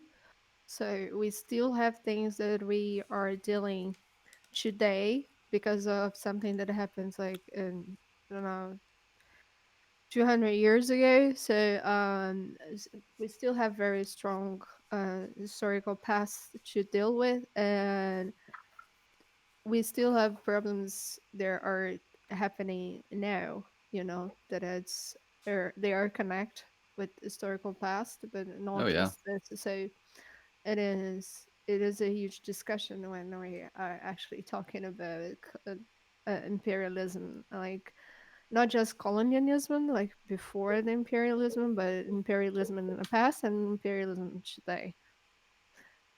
They different movements. So Like yeah. Yeah, that must be. neo imperialism and neo colonialism now are like a real thing, but it's Yeah. also like coming to terms with like the inherited power, wealth, land, etc. that people like of like settler colonial groups still have Well, to this yeah, day. I was about to say it must be really, and I'd still love to get Julie's take on this. It must be really interesting because I don't know your racial heritage or anything, but it must be strange for anti-imperialists in South America who are, or anti-colonialists in South America who are of Hispanic, like Spanish and Portuguese, and I suppose Italian and German heritage in those lands, because obviously you're there because of those things as well? Actually, I think like when we think about this, like yeah, and certain kind of circumstances, yeah, and we have this with this past, and we have to deal with it, and mainly like when you were talking like the language we speak, like language we use to fight this systems like imperialism and neo-imperialism and also the colonialism, and the language we have to speak about it is the invasor like language. So, and it is a very controversial topic, but it still like um it needs to be said, like it needs to be debated, and we have to start looking at this in another way, because actually when we're talking about like, oh yeah, so it was actually positive, because without Portugal we wouldn't be Brazil the way we are now. So why you guys are talking bad about it, like yeah, but that is a past that we're still dealing with. This when we're talking about the situations of indigenous in Brazil, we're still talking about colonialism there. We have to recognize that Portugal was not like discovering Brazil or something like this. It wasn't something and magical and super positive. It was something like he invaded and killed it, and then we are more like a I don't know, like a raped. We were more like a raped nation, and then actually like other nations, like million European countries. Like I bet Irish can relate with this. Oh yeah. When we're talking about England and Mm. Ireland. So we can understand that it's it's not always, it's not like that positive that it seems in the storybooks. It's not like this. It's different, like, and we have to debate, of course. In Brazil now, people are trying to bring all the language that were indigenous language, but it's super hard because we're in the countries that we speak Portuguese like for years now. Portuguese has been the official language for years, even if we still have indigenous language that are not being seen. Like if you go to Ireland, when I was living in Dublin, I could see basically the same. The Irish exist, and Gaelic it is all around Ireland, but most part of people in Ireland that I met, at least, they were not speaking Irish or Gaelic in their daily life. So it is, we can sometimes people say that it's a lost battle when we are from colonized countries and we're talking about against imperialism.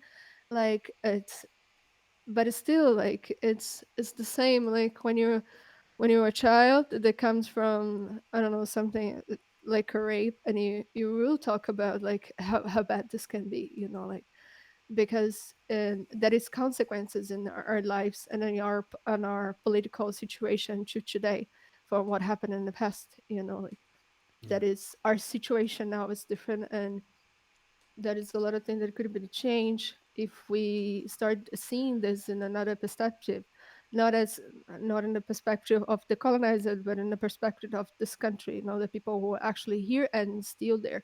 We're actually there, I'm not in Brazil now.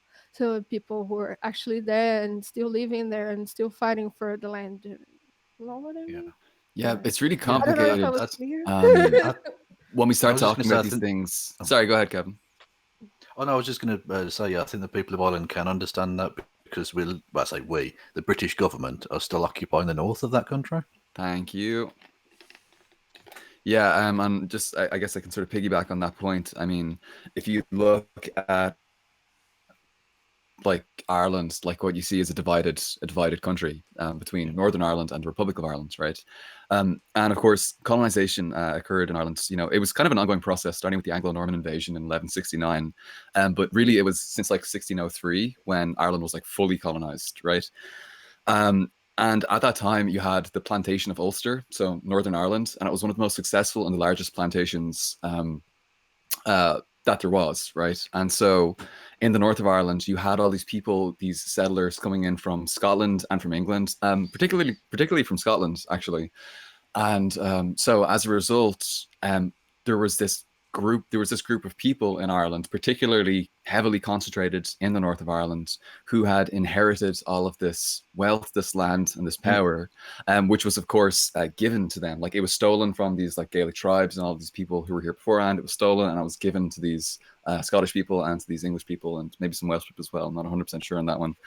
And the effects of that are still with us today, because the people who were given that wealth and power were traditionally kind of like loyalists, loyal to the United Kingdom. And as a result of that, like the division of Ireland occurred. Ireland is divided still because of that. The occupation is still because of that, Yeah. Well, they still kept a lot of their titles. Like, George Osborne, or Gideon Osborne, the former Chancellor in Britain. I think he's still officially, one of his titles is something like the 13th Earl of Connaught or something. Like, it's some absurd, like it's not, doesn't mean anything, but like it's a family title that he's still kept. But actually, just on a personal note, you mentioned the people from Scotland being brought to Ireland. That's how the Logan family ended up in Ireland originally. Because really? my father's an Irishman. They were brought from Clan Logan, the Highland Logans. Were originally brought to the plantations in Ulster, Wow. and that's how they ended up there, and that's me now. But you weren't you weren't born in No, Ireland, I was born in England. Oh, but okay. only just. Right. I may possibly have been conceived in Ireland. Technically, it's not a question I really want to ask, though. Do you know what I mean? But, where did it happen? When did it happen? How long was it? Yeah, exactly. So, but I was, they'd moved to England by the time I was born. Yeah. Don't you people think that like history is there, for us to learn about the mistakes of our ancestors, Yeah. so we can deal with the stuff that we got today in our hands? I think it's more than just learn with the mistakes. It's actually when you know your past, it's easier to deal with your present and your future. When you know where you come from, it's easier to figure out where you're going. So it's more to understand what happened and debate and have a clear vision of what happened. The bad things and like the the mistakes, and also like the other movements that could be turned out in something good, as feminism, for example, is something really good that we can see in our history. So um it's more like to see how it started and the fight, and to know what it is and where we go. So if you study the history, if you study history of your country or other countries, it's easier to have a better understanding on why the situation it is like, why it is like this today. Like why we developed to this way, and how we can go through other directions, and why we are not actually going to this other directions now. Like why we're taking it this way instead of other different ways. Like, of course, the future, it's something like we never predict future, but it's something to understand your present time. You look at the past to understand your present time. Yeah, I think that's a really good point. But one of the things I find most frustrating, looking at history and the sort of patterns and cycles that it goes through, is that virtually every generation has to fight the same fights all the time, and it's capitalism is merely the newest vehicle that the ruling establishments have used to oppress the poorer people. But even before capitalism, you had like mercantilism and feudalism and all these things, royalty and all the rest. That you have to fight that same battle constantly, and you win concessions, but they're never. I don't know how you get past that, and it makes me feel really sad inside, because part of me thinks maybe we can't achieve the thing that we want to achieve. But those same battles have to be fought over and over. If you look at, say, the achievements of the early trade union movement in gaining people access to just basic living standards, which are now constantly being eroded. Whereas, how did we get to a point where that was ever acceptable? Why have people just sleptwalked into this situation where you've got people in very, very rich nations starving? It's just, it makes me so depressed. It's awful. Yeah, I really feel that. I really feel that way, especially with regard to the precariat. You know, like we've got this new subclass of people now who are working in like the gig economy and who are, you know, working for Deliveroo, and they're sold this fiction of flexibility. You know, you've got a flexible job. You can work whenever it suits you. So you sign up to this app and you can take this delivery or not, you know. And it's awful. You know, you have these advertisements for websites like Fiverr and Upwork, and they sort of they glorify and they fetishize people who never stop working, you know. And my sleep is coffee, or something like that. There was like some advertisement like that, and it was really it's just fucking awful. Someone made a great point actually, and it's not something I'd ever considered, but it's so true. There was something that one of these organizations put out about what's your dream job, and someone made a great point, which I'd never made that connection in my mind, that the capitalism is so insidious that it's literally sold people the idea that your job is part of your dream rather than just a way that you live. It's just a way that you sustain being alive. Your dreams should be so much larger and beyond that. That even, like, I mean, under any system, you're going to have to work. There's going to be some labor necessary, right? But that's really the thing you do so that you can then pursue other interests. You can be alive and continue the species, basically. You should never see that task in of itself as part of your dream.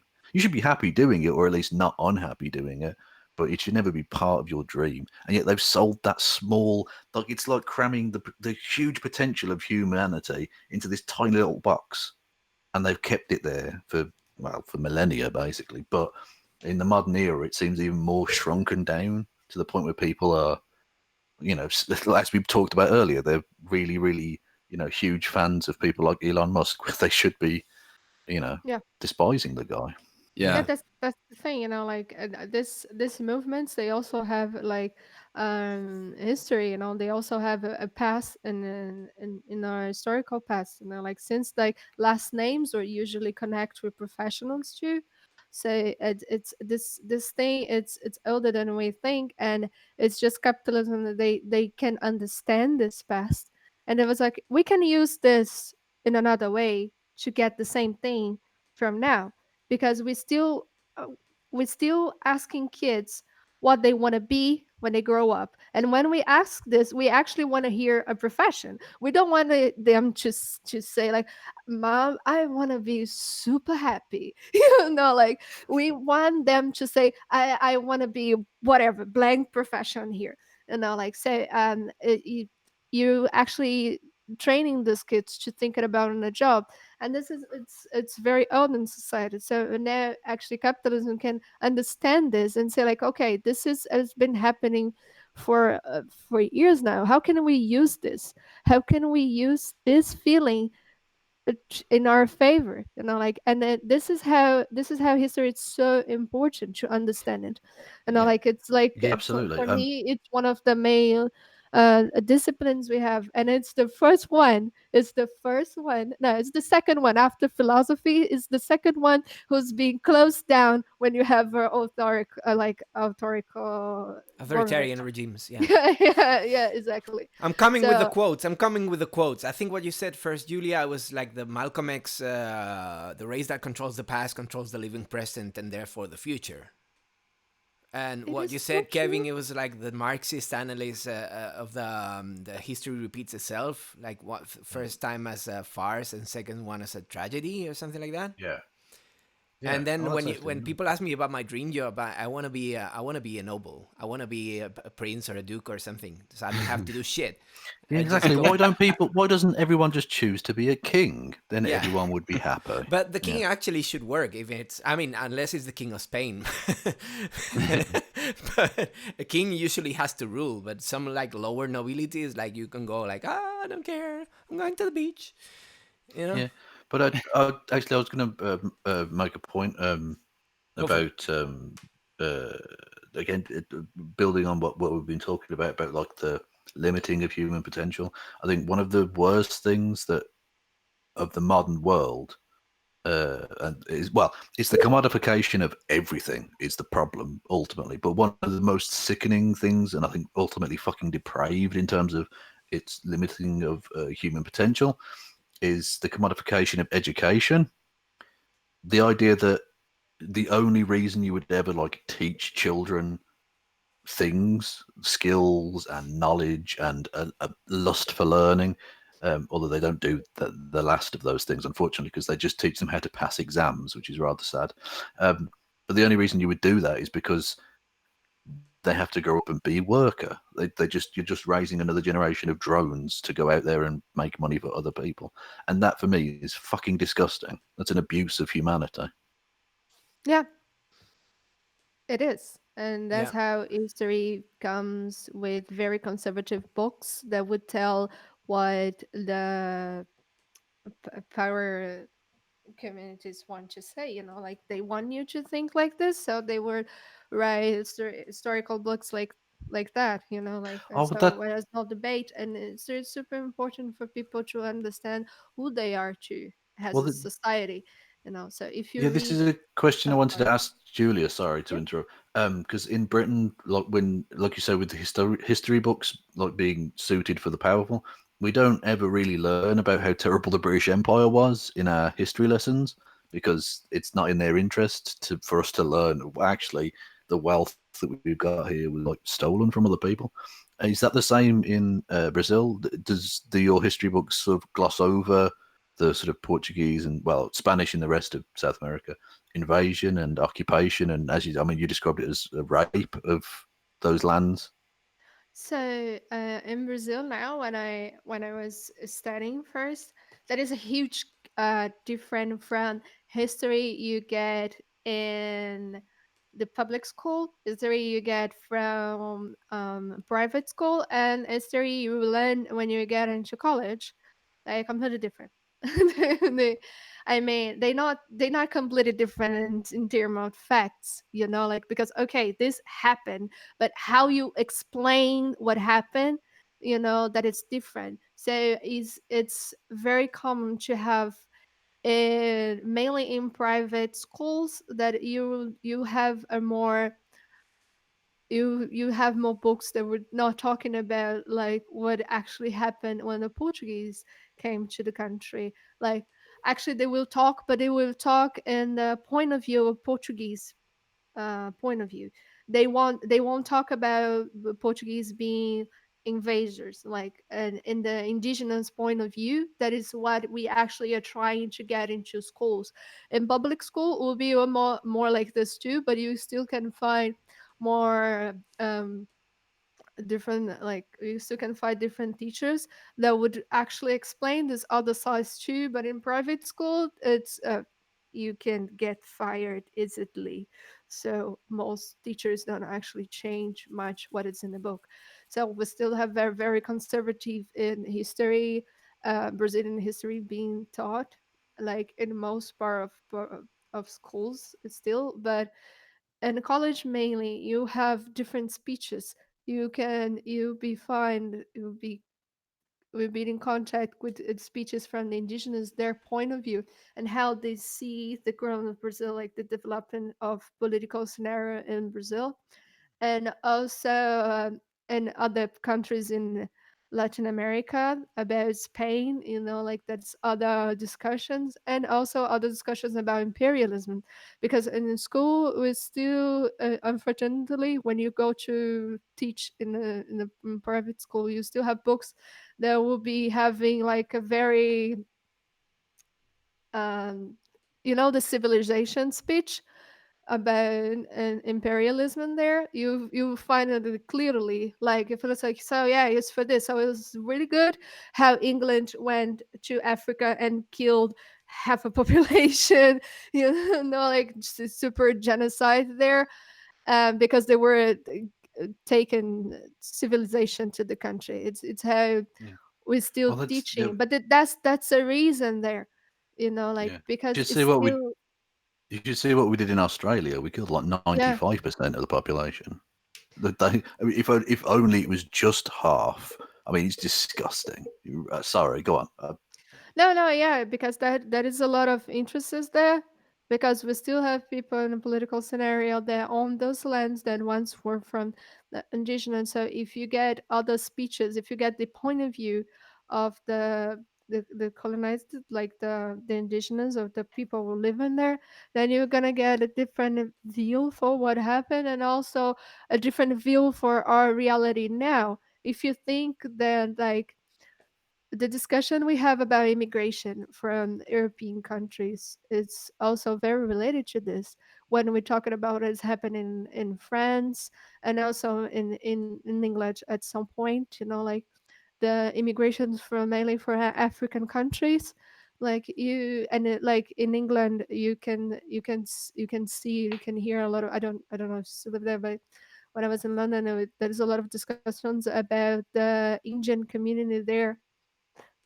So if you don't actually if you cannot see what happened there in other point of view besides the point of view of people who invaded the country, you will never understand what's going on. Your view of the immigration and your view of what happened would be different. Like I would say, like, would be like distorted. So, and this is actually very interesting for for the companies that doesn't want this immigrants coming up. Like coming up as the right to be there, and as someone who has to be like almost thankful for being there and work for any amount of money they want to pay. Like, and being humiliated again. Yeah. Like in history. So Yeah. it is the Well, same with indigenous in Brazil. If you start to think about, like, this land, it's like it was from them and we stole it, so let's give it back. This is impossible. And Bolsonaro just yeah. changed this there. Like, he just changed the person who was taking the president of Funai, who take care of indigenous lands. And they wanted to make it smaller. They wanted to give them more lands to agribusiness. So can you see how it is? How history is very important to how we actually see our reality now. Like, so. Yeah. Actually, I thought it was popping into my head there is that one of the worst aspects in terms of indigenous or First Nations people around the world, one of the worst parts of the globalization of capital is that it's even more difficult for indigenous communities to hold the line of what they have right now, because it's not like in the past when, say, an example would be the Maori in New Zealand, when they started an uprising which eventually led to them being able to negotiate with the British government for what's called the Treaty of Waitangi, which is like an important historical part of why the Maori are still a larger community in New Zealand than lots of other indigenous communities. You can't even do that now, because even if, say, the people in say Amazonia wanted to negotiate with the Brazilian government, well, they're not even really in control of it anymore, because these American agribusinesses are in control. So Yeah. they can't even really negotiate with one party and hope to get a deal, because the interest is always with some foreign capitalist. Yeah, and this is very connected with how we learn history, how we understand our past. So. Yeah, and big corporations, if they're big enough, they have even more powerful than governments. Like Yeah. governments do what the beating of corporations, of mega Yeah, corporations at least. yeah. So yeah, and it's not even small economic nations that are that way now. Like Britain is the fifth largest economy in the world, and the British government had to negotiate with Amazon to get them to pay 3% tax. Yeah. That, imagine what the Amazon are able to do to like sub-Saharan African nations who are like really, really fucking poor. They can just walk all over them because they've got the financial ability to destroy them. It's, I mean, it's sickening. Anyway, but not to end on too gloomy a note there, but I've got to get going now. Yeah, so good to have you, Kevin. Amazing to have Yeah, you on, Kevin. thanks for having me on, man. you. Yeah, Seriously. It's always It's, good to chat yeah. with you, man. always a pleasure, man. Absolutely. Cool, man. Take care, everyone. Lovely to meet you, Julia. Thank Hopefully you. we'll It was talk lovely again to at some meet point. you too. Yep. You streaming now? Awesome. Hell yeah. Pardon? Are you streaming now? No, I streamed before I came on here. Oh, okay. But yeah. But now I've got like real world stuff to do and things. Oh, that's fantastic. Go Oh. real world like you mean it. Yeah, I have to interact with people like face to face, like we. Do you Yep. remember those days when that used to happen? as a thing? Ugh. Anyway, yeah. Thanks everyone, Don't and we'll high-five them. talk again. Don't Thanks so No, much, high-five. Kevin. Take care, everyone. You're a champion. care. Take care. Bye. Take See you. care. See. Oh, what a fun guy. Yeah. Nice. Kevin is quality. I Oh, love just Kevin. a champion. Mighty Kevin. That was so interesting. Like just as I was listening to you talking, I was just like, oh yeah, Julia's like a serious history buff, like literally a history teacher. And Kevin is also like a super history buff. That was amazing. Yeah, we Sitting got the back right and people listening. together. Definitely. Oh, that was fantastic. Yeah. Fantastic. Yeah, it was super nice. We could do it again. Hell yeah. Let's make that happen again. Yeah, we will. Yeah. Yeah, we will. It's just a case of when. It's not even a case of if. You know, the thing about education and stuff, it's like what solutions do we have in hand? And then I remember we have the internet, you know. And I Yeah. think back in the 90s we used to hope like oh, we're going to fix this with the internet. Now education is going to be available for everybody. And suddenly they're finding like ways to hide it. But they're like dual Yeah. power structures is the way to go with the lack of education, I guess.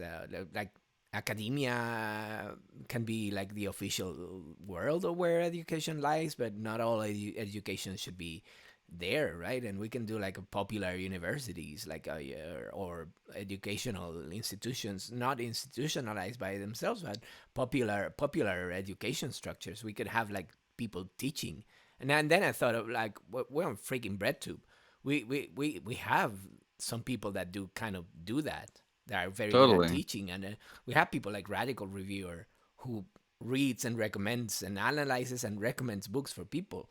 So if you see Rad, you know, doing like a breakdown of a book, and then you go like, okay, it's this book, I can go pick it up and read it myself. Got Step Back History as well. Step Back Yeah. History does Step amazing Back work. History. Yeah, we Yeah. got many educational channels. Not Yeah. everybody can do it, but you know that's Sure. kind of praxis. Absolutely. We have lots of alternative and educational channels too. But internet, it's something really funny because we have any kind of people there, and we also have the huge phenomenon that's not new in society, but it's also got bigger with internet. That it's the fake news. Mm. Yeah, yeah. Yeah. How to sift through the stuff. That's where maybe media literacy comes in, right? Yeah. Mhm. Critical analysis and media literacy, checking sources, all those things are super important. But you know, how do you get people to learn that? How do you teach people that? You know? So yeah, as Javi says, like we need these dual power systems, you know, to educate people, and because like the internet's like the best thing. Like if you just think about it, like in terms of access to information and stuff like that. But the problem is that this beautiful idea has been perverted by capitalism. You know, it's Yeah. just like the best. It's So- free everything, free information, free file. If you can duplicate something like infinitely, like say like movies and things like that, whatever it is, like you can distribute them to as many people as you want, as many times as you want, just like infinitely. It's incredible. And so like we need to find ways of like harnessing that. Of course, a lot of that stuff is illegal, which is really shitty, you know, because if there's a really good educational video, maybe there's someone behind that who wants to make money off it, you know. So the whole thing's about money, and you know, maybe it's just like paid products, product placement in these videos, and there's all kinds of problems associated with that, you know. But Yeah, true. It is actually a website that you can download articles for free that you're supposed to pay, and you can download it for free. It Sci-Hub, is, yes. love it. I I fucking love love it Sci-Hub. too. I think at the Um, moment, there's probably like some legal thing where we're probably not allowed to give like the actual address, but you know, people can probably Google Sci-Hub, and you know they can find it pretty easily. Yeah. It's yeah, amazing. yeah, it's good. And then even inside the system, that it's some good shit like Google. Google Uh, Scholar, yeah, Scholar. it's a Google good one. Acadêmico. Sounds better in Portuguese. whatever. It's the same. In English, it sounds like Google's got a color. It's Google's color. Yeah. I just remembered that Sci-Hub is run by a communist, and like if you go to the website, there's like Lenin, or if you go to the Twitter page of Sci-Hub, it's like Lenin just like distributing, propaganda. It's amazing. The person who created it is like come under fire for like legal. There are a lot of like legal repercussions for her for doing that. But like she's a diehard communist, and she's just like fuck it, freedom of education, free access to all these Yes, things for everyone. You know, it's like serious. That's free. fucking praxis. It's like free access to knowledge. Yeah. I think it's what is written. It was written in the website because they always changing. It's illegal, so they Mm, always changing. yeah. But yeah, we still have ways to break the system and a little bit, and at least try to look for information. We just have to want this. This is another thing, like the number of readers, like people who actually like to read, are very small. I don't know many people who actually like reading, all the things that are not fiction. Because fiction books, they really good. Like I also love them, and there are some they have really good debating um, discussions, inside. They have really good debating topics, but they still fiction, like reading scientific and academic articles. It's so important. Like, it can be a little bit boring sometimes, but it's Mm, really important, and I don't know many people who actually go through it. I have to be yeah. honest. I have to be honest that me myself, I haven't reading academic articles for a while now. I have to be super honest. I think the last one I read was to it was for the Amazon, and I Oh don't yeah. even remember. Was that for the stream? Yeah. Because yeah, I did that as well. Like the only time I really read them, or like I go through like scientific papers or academic articles, is when it's like for a video or for a stream or something like that. Like there has to be like a reason. I'm not just gonna like peruse these things like recreationally, like at the weekend. I'm like, okay, sweet, it's Saturday night. I can't wait to catch Yeah. up on Nature, the journal. Um, it's not very appealing to do unless there's a reason, I don't remember I- having spare time. Sorry. Capitalism. Yeah, Yeah. yeah. I I need still my. have mine. Actually, no, I'm lying. Like I actually was looking for some articles and I downloaded. I just didn't start reading them. Like this week on Wednesday, I was downloading articles about B12 in the body. Nice. Yeah, to read more about it. But it's just like I have to say it's not like something that I usually do it for fun, but this is really important. We should do more. People should start Mm-hmm. doing more. Mm. Yeah, curiosity is a great trait, for having as a human being. It's Mhm. what got us this far. So we should go a little bit further, just past this hurdle of bullshit uh, capitalism. So keep it Mm. up. Hell yeah. Yeah. All right, gang. Will we wrap it up there? Yeah, I would Yeah. say so because you said like, this is gonna be a short one, and here we Like are 1 past hour. past the 2 hours And and a here we quarter. are 2 hours after. Yes, but it was so Yeah. much fun. Time flies when Oh, you're having fun, and it would. with you Yeah. people and Kevin, magnificent, everyone. Oh, it was a lot of fun. It It flies. was really, really nice. Really, really nice. Thank you It so was much, guys. Okay, it was thank you super everybody, and nice. thank you everybody in the chat. All the good people who showed up. Thank you all for showing up and for putting Thank up you with so much, us. gang. We talk a Thank you. lot. We talk a lot, but that's how it rolls. Okay. So thank you all for joining this Socialist Sunday stream, and we'll do more next week. Thank you, Same time Paul. next week, gang. Thank you, Julia. Have Thank you, Thank fun. guys. you. Bye, Thank guys. you. Bye Mwah. Bye, bye. everyone. Bye, Take care. everyone.